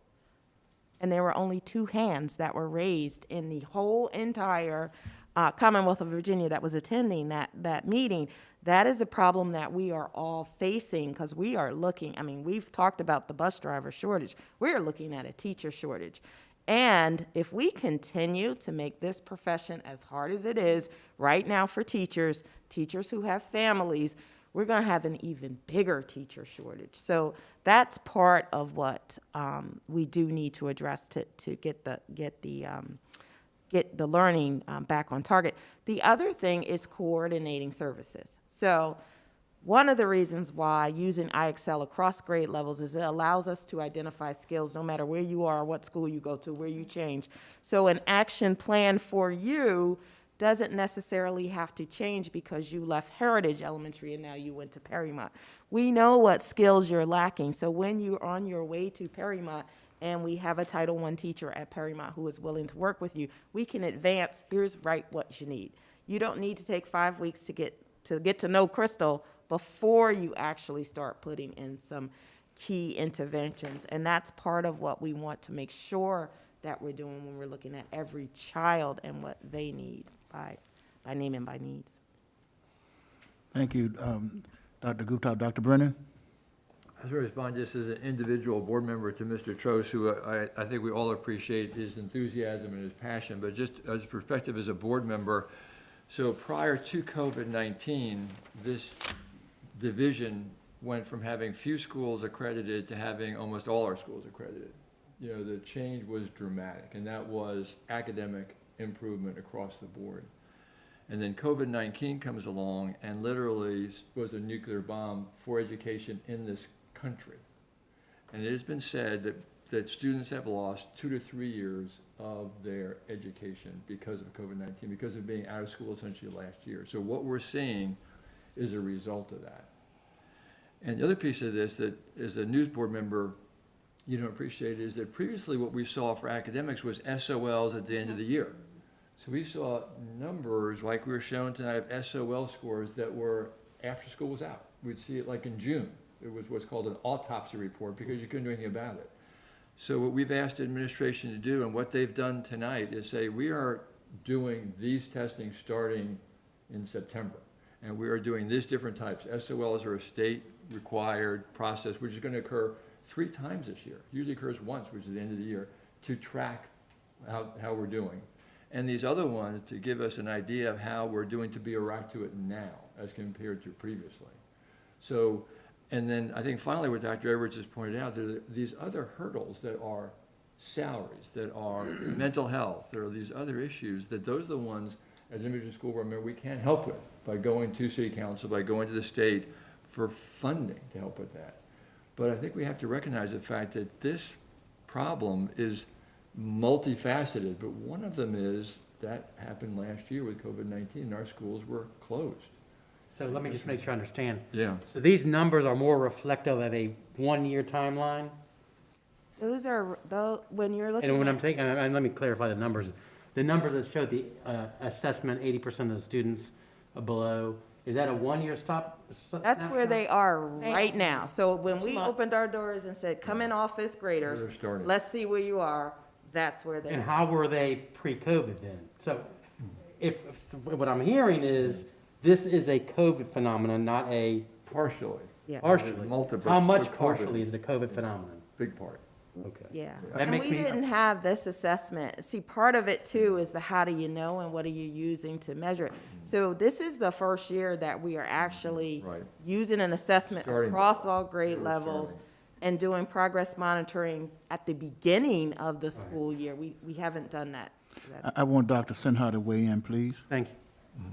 Will you clarify for me, so if I'm taking the test, the score I'm getting is based on what I'm supposed to know at the end of this academic year? For the diagnostic, you're talking about the IXL test or the SOL? Well, I don't know. Okay. So, Maybe. yeah, so if I'm trying to predict where I'll be with the SOL at the end of the year, that's one thing, because I still have 3/4 of the year yet to learn a lot of that content. Is that what? The new SOL growth measure is predicting students' readiness for grade level material. And again, these growth assessments are brand new. We don't have a point of comparison. When a elementary principal called me the other day. She was very concerned about this information. And Dr. Brennan, you kind of hit the nail on the head. Lynchburg City Schools have worked really, really hard over the last decade to be accredited. We have 2 middle schools that are still in accreditation status for subgroups, but elementary schools had worked their way into being accredited, and showing this information is vulnerable, but it's also our current reality, and we're acknowledging this is where we are, and this is how students came back to us. So Dr. Sinha, the SOL growth measure is readiness for grade level material, and so information is proficiency on grade level material. So they measure something a little bit different. Any other clarification or question, Dr. Sinha? No. Dr. Nillis? Yeah, guess I want to respond. I'm in my 9th year, and I saw these numbers, and yeah, they're disappointing. On the other hand, I was like, yeah, finally we have some real-time assessment data that we can use to track student growth. That's true. Where they're at now, it's individualized, you see it for all the schools, and I can bet some principals are looking at where their school stands, and they're like, hey, you know, now we gotta step our game up. We gotta keep up with the other schools. And the comments about SOL accreditation, that's right, which gets into, well, let's talk about SOLs, or let's not. I'd rather focus on the individual students, and this is at a granular level that the teachers can use, and it's visible to us. So we're seeing this for the first time, and to me, it's like, you know, if you're making, you know, I'll go engineer on everybody. You're making widgets, and you measure your widgets with a ruler. Now you get this 3-dimensional laser scanner that measures stuff down to the micron level, and you measure it, and it's like, whoa, that's not at all what I thought I had. So you have new data that you're seeing for the first time, and you don't really have a good baseline. That's part of where we're at, and hopefully we see some really good growth. It's a tool to help the teachers with the students and focus on what individual students need. And we also have to remember that, you know, the students are in schools 180 days of the year, 7 hours a day. There's the other 17 hours those days, and then the 180 days, 24 hours a day that they're not in school. And there's all sorts of impacts that affect school performance because of that. And that's the reality of it, and that relates to what Dr. Edwards was talking about in terms of services and that we can provide to students. And frankly, a lot of challenges students face get identified in schools. And you know, they had a year and a half where they weren't in school, and some of those, probably a lot of those needs didn't get addressed. Anyway, that's my perspective. I think that is a very seasoned characterization and capturing of where we've been and where we are. I think we've had a robust discussion on this for tonight. Mr. Trost, thank you for your passion, and each of you, thank you for the contributions that you've given. So we have to take a deep breath, and we have the information we have tonight, and then we move forward together. I want to caution any facet of our community from finger pointing. I guess I'm biased, but I really believe in this 9-member board. We have some really caring, competent individuals who at the board level are seeking to do our part. Likewise, obviously, for our administration. So as we go forward, family members have to see the best in their children, And teachers have to see the best and potential in children. With families and teachers and the board and administration, I think we can begin to deal with some of the data that we see tonight and make some good things happen. We have 4 additional discussion items before we conclude our meeting tonight. If it pleases the board, we could take a 5-minute break, and let's do that, and then we'll come in and move towards the end of our meeting. Thank you, Dr. Jordan and Dr. Edwards.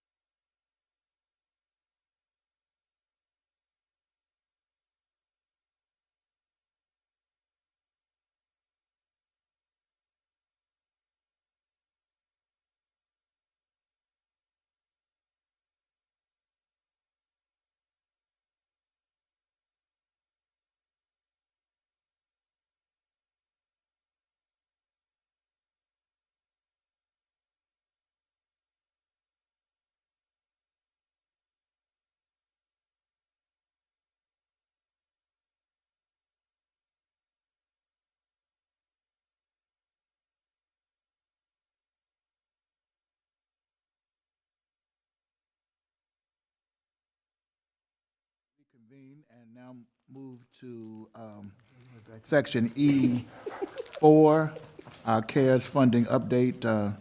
Dr. Edwards. It was always there. Absolutely. So we also promised you a quick update on CARES spending and funding. And this has two sections. One's going to be a presentation by Ms. Pugh and Dr. Jordan.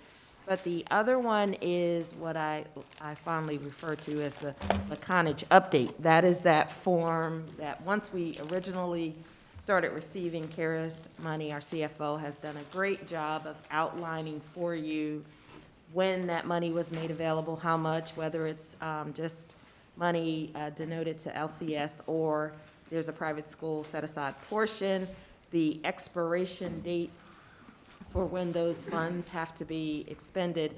And the one thing I will say is first in was not first out, so we had to do some shifting. Remember, the first set of CARES funds that we received in May 2020 was followed by another set which had an earlier expiration date than the first set. So we keep shifting our plans to manage that. So if you open that document, you will see a list of all of the funds that are available to LCS and a brief summary of what the uses are and if there's a pending application. The last two are in the pending approval format. And this is something that changes readily. So when you think through the CARES application and you come up with another great idea and you say, put it in the CARES application, we have to go back and retool, recalculate, and usually there's a couple people on the other side of that who probably aren't too happy about having to redo and resubmit it each time we find a new need, but they've been great to work with. So first I wanted to just have your attention on that form and see if there were any questions and if there was anything that Ms. Laconage could answer from that form, and then I will turn it over to Ms. Pugh and Dr. Jordan to take you through some of the instructional side of the CARES Fund, where Mr. Gasky last time showed you how we shifted some capital improvement things in CARES. So, questions on that first CARES funding summary? Any questions from the members of Dr. Brennan? Dr. Edwards and Ms. Lukanovich, on the, I guess it's item number 6, which is the January 2021 elementary and secondary school emergency relief, ESSER 3, on that sum, which is the $12,621,532. Is that where we use some CARES funding to help with our budget for this coming year? Did those funds come from that area? And as two general questions, one is that can these funds be used in some way to help with salary? I know it can't be ongoing salary, but either signing bonuses or one-time salary changes to help with our staff, whether teachers or aides or bus drivers. And then lastly, what happens to these funds if we do not spend those funds? Those are my 3 questions. Ms. Laconage, are you there? I am. So the answer is really that we had put to supplement the budget, we had actually used the ESSER 1. And that was because we had concern over sales tax at our ADM, and that didn't, we didn't see that loss. We had the hold harmless ADM, and our sales tax was actually very strong. So we did not have to pull from those funds. The CARES, the ESSER 2 and the ESSER 3, because they're different timeframes, a lot of those have the same types of purchase expenditures approved within them. We are just looking at the time frame in which we are drawing off of those. So even though some of the things we have talked about in CARES 3 and CARES 2, we're looking at as the ESSER 1 and spending that down first. I do know that in CARES, the ESSER 3, there was some funding put aside for retention and recruitment. I don't know exactly the specifics on that. That was set aside to try to do things to retain and recruit our staff. Dr. Gupta. So, Attorney Trost was horrified. I'm saddened to see homelessness number of 124 in our school district. Now, my question is, we got CARES funding, and I don't know if that number is an anomaly as a result of COVID, or have we had 124 homeless kids all along the years? And if it is an anomaly because of COVID, could we use CARES funding to provide through collaboration with local colleges? They got the enrollments are down all across the board in undergraduate institutions, so they may have a space. Because here we are sitting in a room, warm and cozy, eating Waterstone food, and some of our students may be on the street trying to find a shelter. I do know that there are some CARES funds that are aimed towards the homeless that they are looking at this moment. Ms. McCownage, can I interject here in regards to the homeless, the McKinney-Vento? Dr. Gupta, we receive funding for our homeless student population to cover transportation, housing, and any additional needs that our students might need. That could be SAT testing or other testing that they might need and have to have a fee for. Any of those charges, we're currently looking for a new homeless liaison, but that homeless liaison would work with the families, and we work with our community resources in terms of lodging, in terms of food. We work with our nutrition department to make sure that our students have meals, are fed. So in regards to the homeless population and funding, I feel that we take very good care of the population that we have, and we work with our community network group here in Lynchburg and the surrounding counties to meet the needs of this population, but also to identify them very quickly. The homeless liaison serves as a representative within the homeless coalition groups here in Lynchburg, so we can identify parents, students, and also work with them to help meet whatever need that they have. In regards to the numbers, our numbers have been pretty consistent. It has not risen due to COVID at this time. Ms. Brown, can I follow up? So how many of the kids you think as a result of this funding have a roof over their heads every night? All of them? Some of them? Could you share that data with the board later on? Could you, it wasn't clear. Could you repeat that again, Dr. Gupta? I'm sorry. 124, what percentage of students will have a roof over their head every day after school in night time? You said there is funding available to provide them shelter.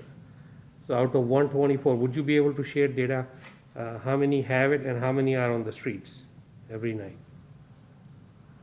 Yes, sir, I will get you that data. And so just homeless, that can mean living in a hotel, that can be mean living at the Salvation Army, or being doubled up with another relative in a home as well. So I'll make sure that I'm very clear on that data. I'm going to ask if I could have about 2 days because I'm finishing up a report to get you that information. As much time, there's no rush. Thank you. And thank you for that line of questioning and response. It does just help us to further appreciate every child by name and by need. All right, who else would like any other questions? All right, I think we've hit that one pretty good. All right, well then I'm going to turn it over to Deputy Superintendent Pugh to do the presentation on the CARES funds from the lens of the instructional side of the house.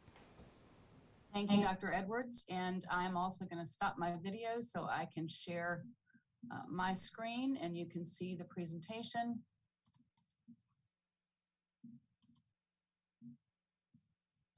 And I'm going to briefly go over this presentation in terms of the overview of how we view some of the federal pandemic relief funds for instructional purposes. So this is just an overview of the different CARES and ESSER funds, the ARP and ESSER 3 funds that were allotted for Lynchburg City Schools. And you'll note that in CARES ESSER 1, some of the money that was allotted was also for equitable participation in private schools. So the private schools received a portion of that. We have 5 priority areas really for instructional funds.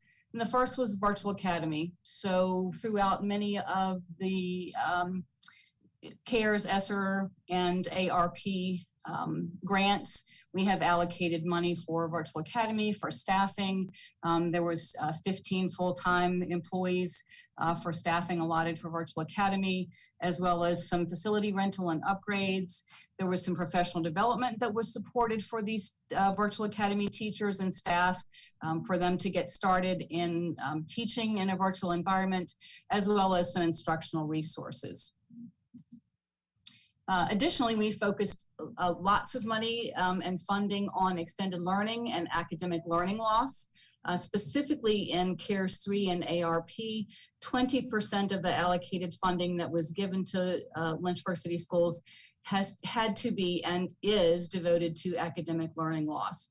And this just highlights a few of the things that we are doing and will continue to do. We are hiring a coordinator of extended learning and to assist with before school, after school, some of the things that we used to do in 21st century programming. That's our extended learning, as well as overseeing summer school. So that will be a great benefit to the division to have that position filled. We're also using stipends for tutoring for in-person and virtual options. And as Dr. Jordan mentioned, we already have tutoring that's occurring before school, after school, and in some cases during school. So you'll see in the next line, we're paying staff, paying hourly rates for additional staff to come in and support students during the school day to provide remediation either individually or small group remediation to our students during the regular school day. We're also have allocated some money to do some contracted services to provide enrichment offerings to our students. As noted, Dr. Jordan covered last meeting, the Power Scholars Summer Program this past summer of 2021. We had expanded program offerings for all grade levels this past summer, and we will continue to do that going into next summer. We had included in that were stipends for our instructional staff, as well as some additional labor costs to support school nutrition workers who went above and beyond in providing meals for our students during summer school. And we also devoted some of the money to instructional supplies for summer school, and not just in Power Scholars, but all the way across. In K-12, pre-K-12 actually. And also we allocated some funds for transportation and providing some snacks for all of our students that participated in our summer programs. We have allocated funding for instructional resources. As John Collins, IT director, mentioned a few weeks ago, we are looking at continual expansion of our broadband access, but over the past year, we have provided access through hotspots, mobile hotspots, as well as increasing outdoor access on all of our school buildings in the city. One of the things that you'll recall, the Virginia Education Foundation book donation, we used a portion of our CARES funds for that. Those books have arrived. And if I forget anything, Dr. Jordan, you can certainly jump in, but those books have arrived. Dr. Jordan and her team are working along with Director Reeves on sorting those books and putting them into different reading levels and identifying students and families that will be in need of those books. And they'll be developing a plan to distribute the books in the coming weeks. We also have allocated funding over the next couple of years for Virtual Virginia and Edgenuity course options. This is for both our Virtual Academy as well as some of our middle school and high school students. Google Classroom is a learning platform that we use in grades 3 through 12, and that's included in as Google for Education, and we don't need to pay for that. We are using Seesaw, which is an instructional resource for pre-K through second grade, where for remote learning. So if students need to be home for quarantine or sick or other reasons, they can access instructional material via Seesaw.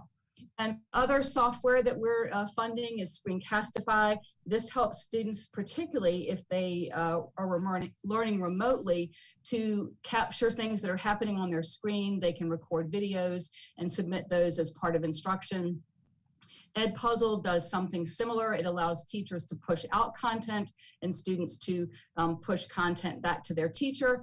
And Smart Music is something that's being used across the division in the music curriculum, and it allows students to record short snippets so that the teachers can assess their progress.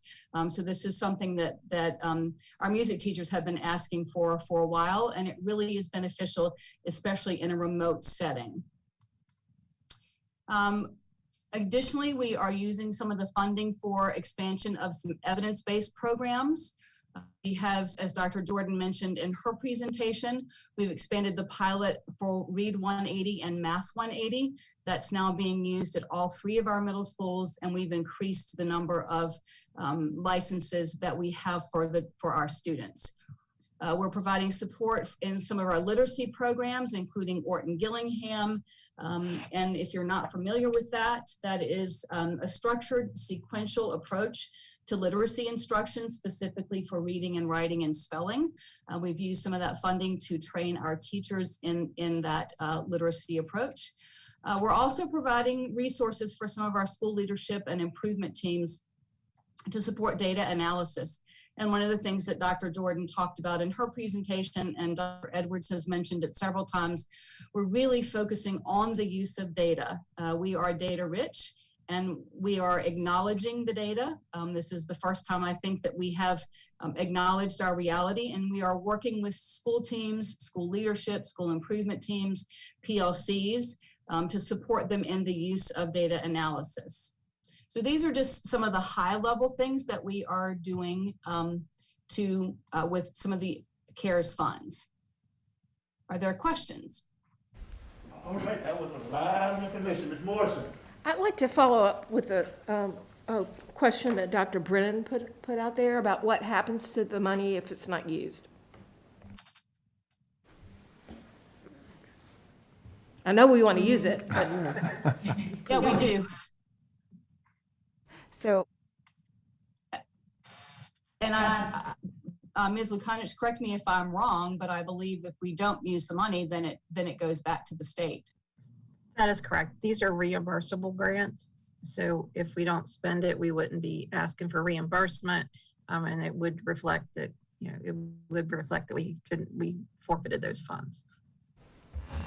we don't want that to happen. No. No, and that is why we are very strategic in how we spend it, to make sure we're using the older pots of money that those funds expire first. Right, Dr. Carter? It seems like now that most of the funds that we're using, or some of the additional services we're providing, they're for more of the licensed staff or teachers, but are there stipends for support staff like administrative assistants who are staying later and doing more because of just things going on, the custodians? Now, we'll put nutrition workers, I'm not sure if we pay them. Most of the funds allocated for the learning loss, especially the 20% that are from the ARP, the SR3 grant, those specifically are tied to learning loss, and we have to be able to show that it's directly tied to learning loss. We do have funding for our instructional assistants who are providing additional support either before or after school, or perhaps some tutoring maybe on the weekend virtually. So it's not just for certified as well. Are there other pots of money that are designated or that, like some of the other support staff, if they're doing additional work or have added duties to their roles, that they can also receive any types of incentives or stipends, including bus drivers? We tried to, And I think the funds that are not allocated for, specifically for learning loss and instruction, but correct me if I'm wrong, Ms. Lukanich, but we have used some of it, especially over the summer, to pay and increase the rate for our instructional assistants as well as school nutrition employees, as well as our bus drivers. I'm not sure of the plans that are included in the coming year compensate, if anything's been included in CARES for that. That is correct. Were you trying to comment? I'm gonna get in there. So, some of the things that we're doing is looking at the use of CARES, but also strategically structuring our operating dollars, because I'm gonna turn to Dr. Gupta. Sustainability is very important, and while you're given all of this CARES funding, and it sounds like a great idea to just add it all to salaries, in 2 to 3 years when that money isn't there, then what do we do when we no longer have the CARES money? So we have to be very careful as we look at that. But we have been looking at our operating budget, and some of the things that we've done quite recently, when you're talking about the bus drivers and bus assistants, and some of our transportation staff, is we have increased the hourly rate for them. So as of it's October 1st, correct, Ms. Lakonich, that we made that change? Yes, that's correct. Okay, so on October 1st, we increased the hourly rate for bus drivers and mechanics by $1. So they're each making, and that's effective now as of October 1st. And then the bus assistants by, I believe, 50 cents for that, as well as making some adjustments.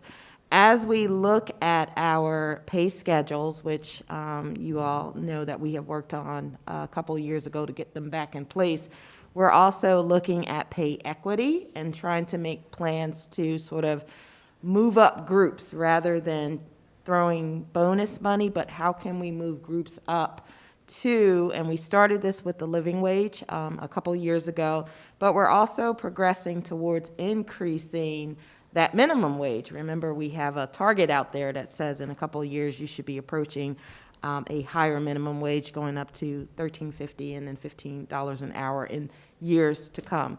So we have been looking at that and looking at all of our positions and trying to raise the positions as we evaluate them. So to date, we've done some work, as we said, with transportation, bus drivers, bus assistants. We did a little bit of tweaking with the nurses earlier with their pay schedules, as well as technicians. And we will continue to do this throughout the year and over several years as we look at a multi-year budget plan to say, how do we raise the overall compensation for LCS employees? Thank you, Dr. Edwards. So I believe we've heard all of the information relating to the CARES funding update.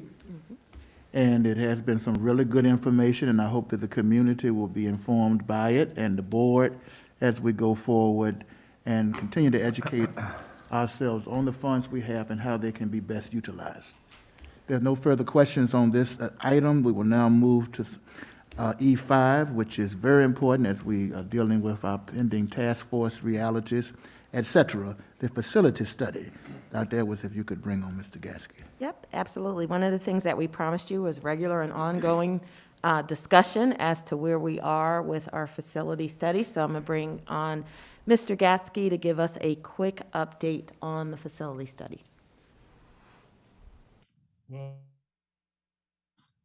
attached to the agenda item is a report from Blair Smith of Dominion 7. And so I'm just going to briefly go over that. So basically, the facility condition assessment part of this study is completed. I believe they're finishing up at EC Glass today and tomorrow. So they've been through all the buildings, looked at all the mechanical and electrical and plumbing systems and things of that nature, and are pulling all that information together. As a matter of fact, we met with Blair and his team the other day, and they helped us put together the CIP plan that we're going to go over here in a few minutes. The next part of the study is to get into the demographics, and that's when we look at our occupancy, space utilization, and everything like that, along with the future estimates of school-age children at each school and our attendance zones and all of that. The next, that part of it will happen in November, but we do expect to have an update presentation next school board meeting. So unless you have any questions, that's the report. Now, Mr. Gasky, you did a great job with presenting that report. And board members, do you have any questions? The information is before you. This is pertinent to our work going forward as it develops. Dr. Brennan. Mr. Gasky, you froze up there for a second. Were you saying that with the board, we'll get a report at the November meeting as scheduled by the original outline, that report will occur? And then on the a master plan, there was also work that was going to be done by Hurt and Profit and Southern Air. Is that also progressing as scheduled? That's all the facility condition assessment, and that's pretty much complete at this point. Right. They just need to pull everything together, all the data together, and come up with their final report. Thank you. Any further questions from the board? Of course, you can ask questions throughout the week as you so choose. All right, thank you, Mr. Gasky, for the facility study update, and we're very thankful to you and the work that is being done. We'll now move to E6, which is our capital improvement plan. Dr. Edwards? And I will keep Mr. Gatsky on deck as we talk about the capital improvement plan, and just remind the board that in previous years, we've done a 5-year capital improvement plan that we've worked with the city, and this is the first year that we are now required to submit a 10-year capital improvement plan. So I will turn it over to Mr. Gatsky to briefly go over the 10-year plan. Okay, so as I just said, we Dominion 7 and the facility study team helped us put this together. The city has asked for a 10-year plan.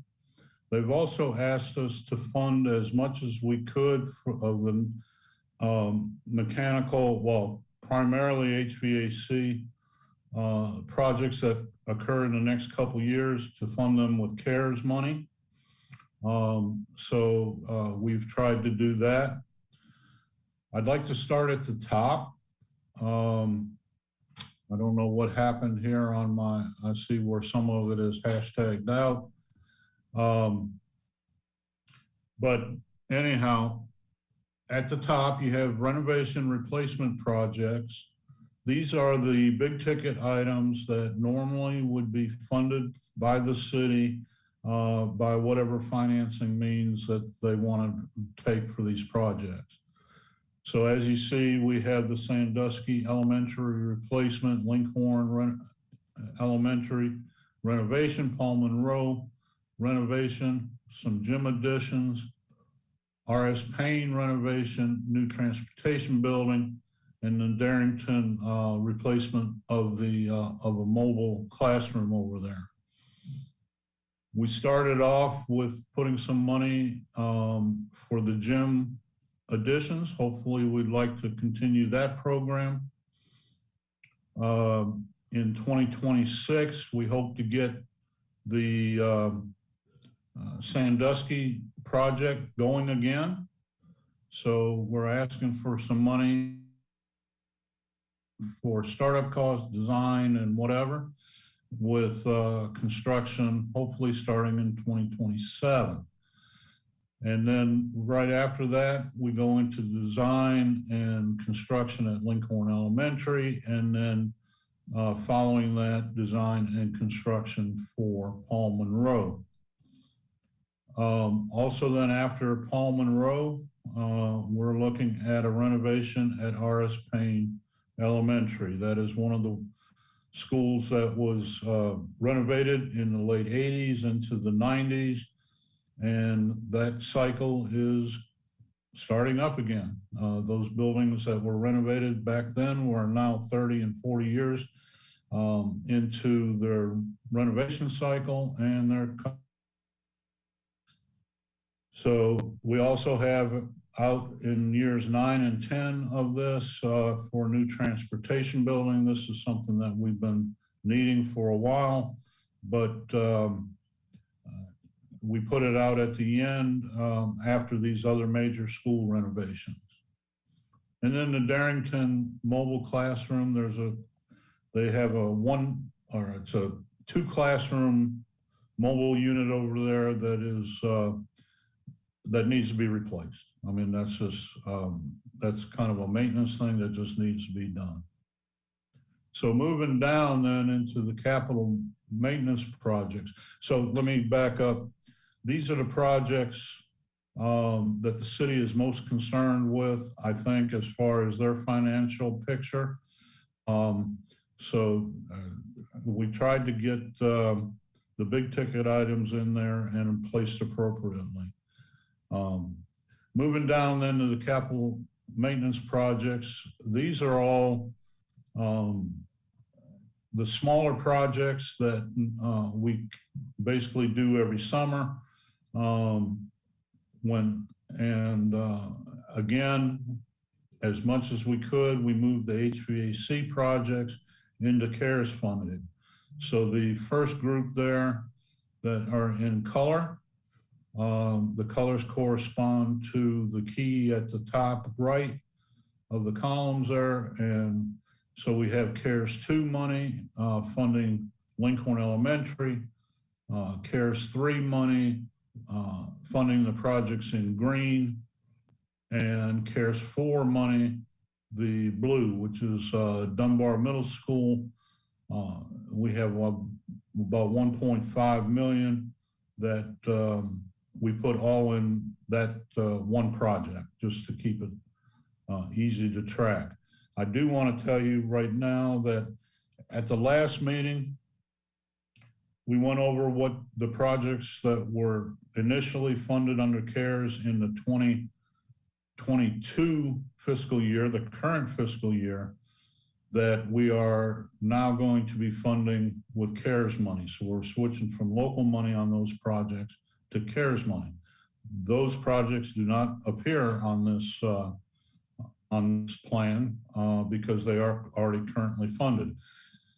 So for instance, Dunbar Middle School heating system, you only see 700,000 here, but we already have 636,000 that is funded under 2022 that would be added to the 700 for the total project cost. Then you get on this, and so we under this, again, we're looking at HVAC projects for Paramount, Dunbar, Sandusky Middle School chillers, that's just a maintenance item. R.S. Payne, HVAC renovation, Lincoln, HVAC renovation, a replacement of a chiller at Sandusky Elementary, and then renovation of the HVAC system at Sandusky Elementary. Then we move on down into the projects that are in black. You'll see those are farther out in the schedule. And these are just things that need to be done in order to keep the buildings up to par. Then the next section is plumbing and restroom renovations. Primarily those first ones are all facelifts in the elementary restrooms where we go in and we replace the fixtures and the partitions, and then we put an epoxy coating on the walls and the floors. We've been doing that now for 5 or 6 years, and we've done several of the elementaries, and we want to continue that program. And then once we finish those, then we're looking at doing plumbing and restroom renovations at Dunbar. And then the bottom two, all of the grease traps, the backflow preventers, those are things that are now required by the city. Normally they ask us to do it whenever we do a major project. They ask us to put in the grease traps or the backflow preventers. This is on the domestic water. And so we just thought we'd try to go ahead, and I think we have three schools that still need the backflow preventers, and then we have several that need grease traps. And we'd just like to go ahead and get those taken care of. Under the other, these are CARES funded projects, primarily IT department, new intercom replacement at EC Glass, and then the citywide broadband expansion that was talked about earlier.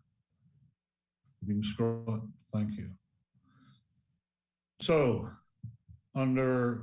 we had some CARES money that we're trying to build a new athletic field restroom and storage building at Dunbar. And then because we moved CARES money around to fund these other HVAC projects, it left some money available out of the regular CIP local funding to do some other projects. So we have the EC Glass turf field replacement coming up that needs to be done about every 8 years. And that cycle's coming up. EC Glass track renovation, Dunbar track, and then, believe it or not, we have the artificial turf at Heritage High coming around for replacement. So we've planned for all of that. And then we get into our roof repair and replacement schedule, which actually is pretty light coming up here in the next few years, that our cycle has gotten to the point where we've caught up on everything that had to be done.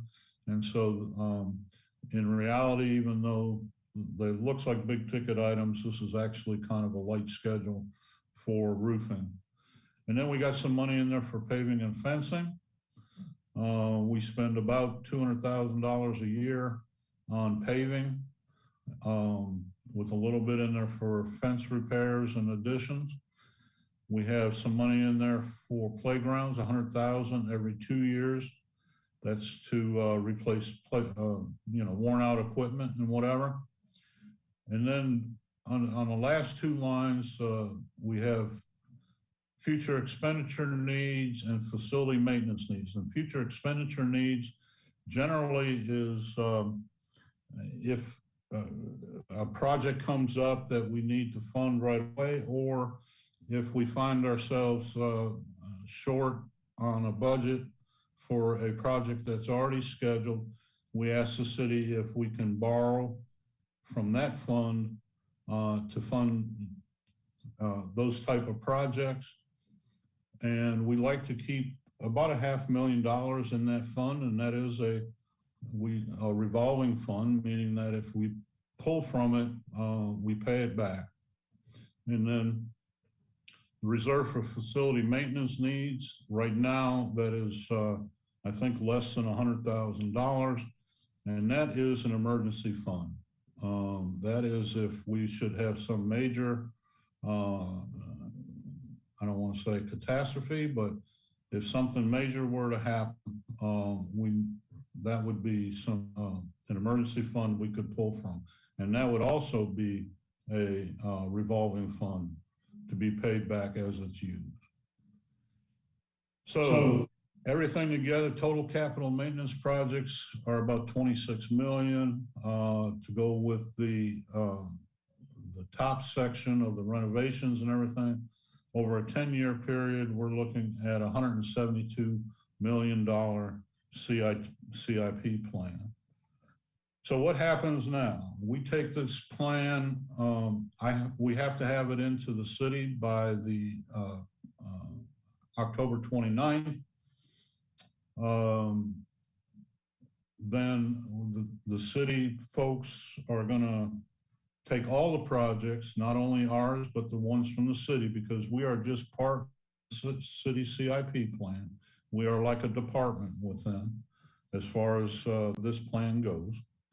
So water resources, public works, parks and rec, everybody's doing one of these plans and submitting it. And then there's a review committee, so it has to be in by the end of the month. And then there's a review committee that will be reviewing all of the projects on November 10th. And that is where basically the city CIP plan will be created. So this tonight is for information only. We will be bringing this back at on November 3rd at the next school board meeting, but that still will be prior to the meeting on November 10th, where most of this plan will be, as I understand it, will be decided upon. All right, Any questions? thank you, Mr. Gasky. I know it is very difficult to look 10 years out, and we understand that. And thank you for what you have attempted to do. Dr. Gupta. Mr. Gatsky, is it by accident or by choice? We leave Heritage Elementary School name out of every list I have seen. It says elementary school gymnasium, but doesn't name a school. It lists Paul Monroe, it lists Bedford Elementary, but somehow, Well, has it become a stepchild for Lynchburg City Schools? no. So as far as the elementary gym additions, I felt that that was a school board decision as to which one would go next. I just put the money and put it on the schedule. As far as mechanical, electrical updates, Heritage Elementary is one of the newer ones that we had. We just did that back in the 2000s. We did it right around the time that Sandusky Middle was built. So that project fell in there. Most of the time, when on HVAC and electrical, you look at a 20 to 30 year life cycle. So on all our renovations, that's what we're looking at. We're looking at 20 to 30 years before another renovation is needed. So Heritage Elementary would probably come in like on the next 10-year schedule, 2033 to 36, 37 would be where Heritage Elementary would fall. Thank you, Mr. Gasky. I do want to echo Dr. Gupta's statement, and of course, it's not a stepchild, but my kids never had a gym to go to over there. And I know that there are reasons and things that we're looking into, but all of it's going to take care of itself. Mr. Harvey. Yeah, what I understood Mr. Gatsky to say is that we have 3 gyms that will happen, and it's up to the school board to decide which school comes first, and that's why he just generically phrased them on there. The question I have 2 questions. The first one is hopefully an easy question. I just want to make sure that with this capital improvement plan that we are factoring in inflationary costs. I just noticed that paving and fencing, we have a consistent $200,000 across the board. I assume that's 2021 dollars, and without an inflationary factor, by the time we get to 2032, $200,000 is not worth $200,000 anymore. So I wanted to make sure that if we're preparing these numbers that we do have an inflationary factor. We traditionally use 3% or 5%, depending on how conservative the owner wants to be with those projections. All right, so in answer to that, all of the projects down through, until you get to the plumbing and restroom renovations, all of the projects have been inflated over the course of the plan. So we tried to anticipate using today's costs and applying a inflation factor of 4.5% a year. We projected out, so we tried as close as we can to give pricing that would be accurate for whatever year the project falls in. Now, the plumbing and restroom renovations, what we've been doing there is they can vary. The cost of those can vary from one restroom to another.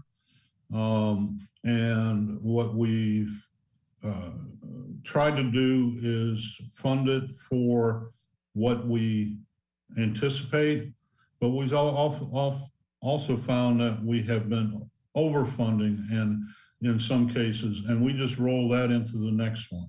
So for instance, we just did Darrington 2 years ago, and we had another project last summer for Paramount. The excess money we rolled into the Paramount. And so there's already money in that is in 2022 that doesn't appear. So we hopefully, and then later on, we upped it to from 35,000 to 50,000, taking into account inflation.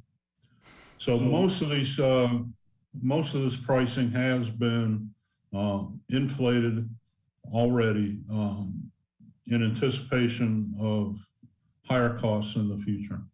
Mr. Gaskin, Mr. Harvey, you have an additional question. Yeah, and the second question, I guess this is going to be probably addressed more to Dr. Edwards and maybe even to us as a school board, but this CIP plan is projecting for us to put a new school in, Sandusky Elementary.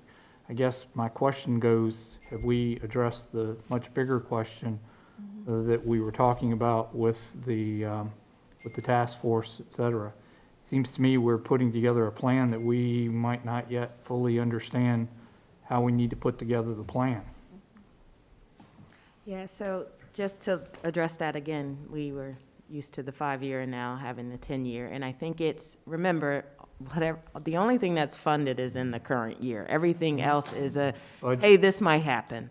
So since we don't know the outcome of the facility study and what it's going to predict in terms of that, and looking at our demographic enrollment going forward, it does work to our favor to at least let the city know this might be a possibility that you need to be planning for in a future year. Now, whether that actually happens or not is time will tell. But to at least have it on the radar, because it's a pretty big thing not to have on the radar and say, oops, we didn't consider that we may be needing a brand new school. So I think it's more, I don't want to say it's a placeholder right now because it is a very big project that would impact, if we do end up needing a new elementary school, it will impact how the city uses its funds for other projects.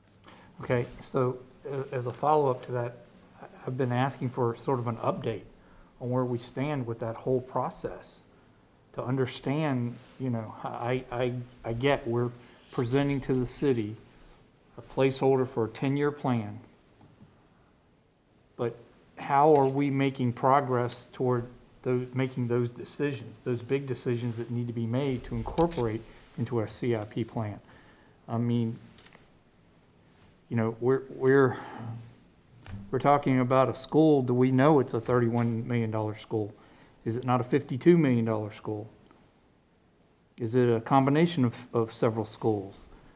Well, I think those questions are hard to answer until we get through this initial phase of our own facility study. So one, just in the work that Mr. Gasky is doing right now, but also the demographic part of that will help us understand how our enrollment and just geographically where kids are versus neighborhood schools, elementary schools, what that looks like. And then we can make proposals about, based on this data that we have, here are several different recommendations. I don't suppose that there's one right answer to any of this, but there will be several different recommendations that we as a board, we as a school division, and more importantly, we as a community should be considering going forward. Building a new school may be one of those recommendations. Redistricting and repurposing, schools might be another recommendation. We are pretty far out from at least receiving credible data so that we can start those discussions and engage in those conversations. Is someone doing that demographics? Because my understanding is Dominion Yes. 7 is, Right. And I'm sorry to interrupt. There seems to be a lag in the audio in Zoom, so I apologize for interrupting. But the demographic study is part of the facility study. It's something that Dominion 7 has an outside vendor working on. It's Cropper GIS. And we were waiting for the last piece of information, which was our October child count report. And that was just processed. And so I sent that along with historical enrollment and demographic information, as well as GIS boundary maps for elementary, middle, and high school, along with some other data to Cropper, and they have started the demographic study. And Mr. Harvey, also in response to your question, the city is well aware that we're doing the facility study. They were, they requested it to begin with, and so they know that the facility study might change some of this CIP, especially in the later years of this 10-year cycle. Their idea is that they want to get a picture of the type of, or the cost of these big ticket projects that they got coming up, not only for city schools, but also on the city side. And that's kind of what they're trying to work through, is making these decisions as to where these projects need to fall in the coming years so that they can properly fund them. So I'm anticipating that there will be many discussions with the city, between the school board and city council and the city leadership before all this is said and done.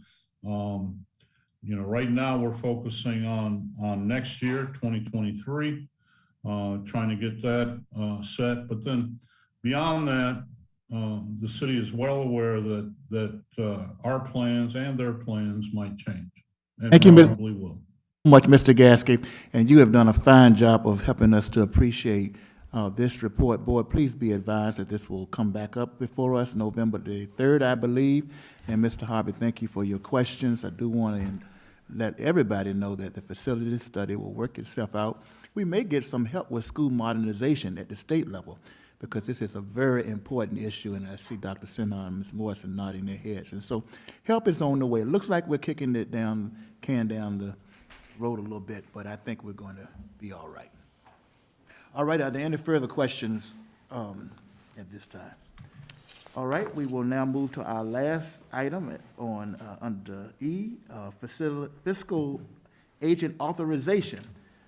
Dr. Edwards. Yes, so we serve as the fiscal agent for several of the programs, including the Gov School, Laurel, STEM Academy. So they traditionally will bring their budgets to us, and I'm going to turn it over to Ms. Lakonich to just quickly go over that. Good evening again. So yes, we serve as the fiscal agent for the 3 regional programs, Central Virginia Gov School, the Laurel Regional, and the STEM Academy. And each of these programs have their own individual board, and their board approves their budget. This agenda item is just listing what those approved budgets were in the comparison to where they were in the prior year. I've included the attachments that'll show the budget, and it also showed the board minutes in which their board made those approvals. This is just presented for information tonight, and we will be bringing it back at the November 3rd meeting, seeking your approval. And this approval is just the approval to serve as the fiscal agent and to implement those approved budgets. Do you have any questions? Any questions from Mr. Carnage on this matter? And otherwise, we will entertain it further November the 3rd. Consent agenda. Can we? Well, I'm hearing from board members that this would be placed on the consent agenda. Each board member knows that it can be pulled at the time of the meeting if necessary.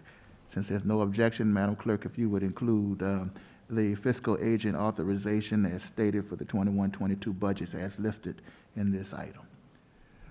All right, if there's nothing else to be said, we have moved to section F. And I do want to, for informational purposes, indicate with the confirmation of our chair that the Finance Committee meeting is scheduled Monday, October the 25th at 3:30. The next school board meeting will be held not on Tuesday, that's Election Day, but Wednesday, November the 3rd at 5 p.m. in this room. We will be hearing at that meeting, if not even before, even as you are now, our chair is working very hard for our breakfast with our legislators on Friday, November the 5th, 2021. It'll be a virtual experience at 9 a.m. And thank you, Dr. Sinha, as well as Dr. Nillis, for your work in pushing things along. All right, the next Legislative Advocacy and Community Relations meeting is scheduled for Tuesday, November the 9th at 3:30 p.m.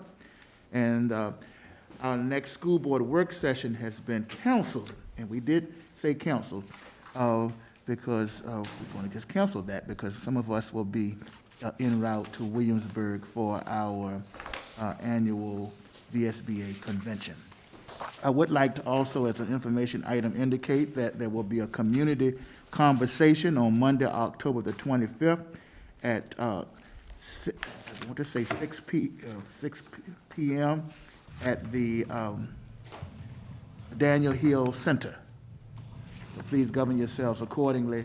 And I would just like to, if the board would allow me to take 10 seconds, I've been looking at Dr. Hutchison's great picture, Daddy Hutchison's great picture back there in the back, the whole meeting. And some of you may or may not have known that his son, former Mayor Hutchison, brother, Gerard Hutchison, died yesterday. And so our hearts certainly go out to the Hutchison family at this time of bereavement. If there's nothing else to be said, work session is adjourned. Sorry to hear that.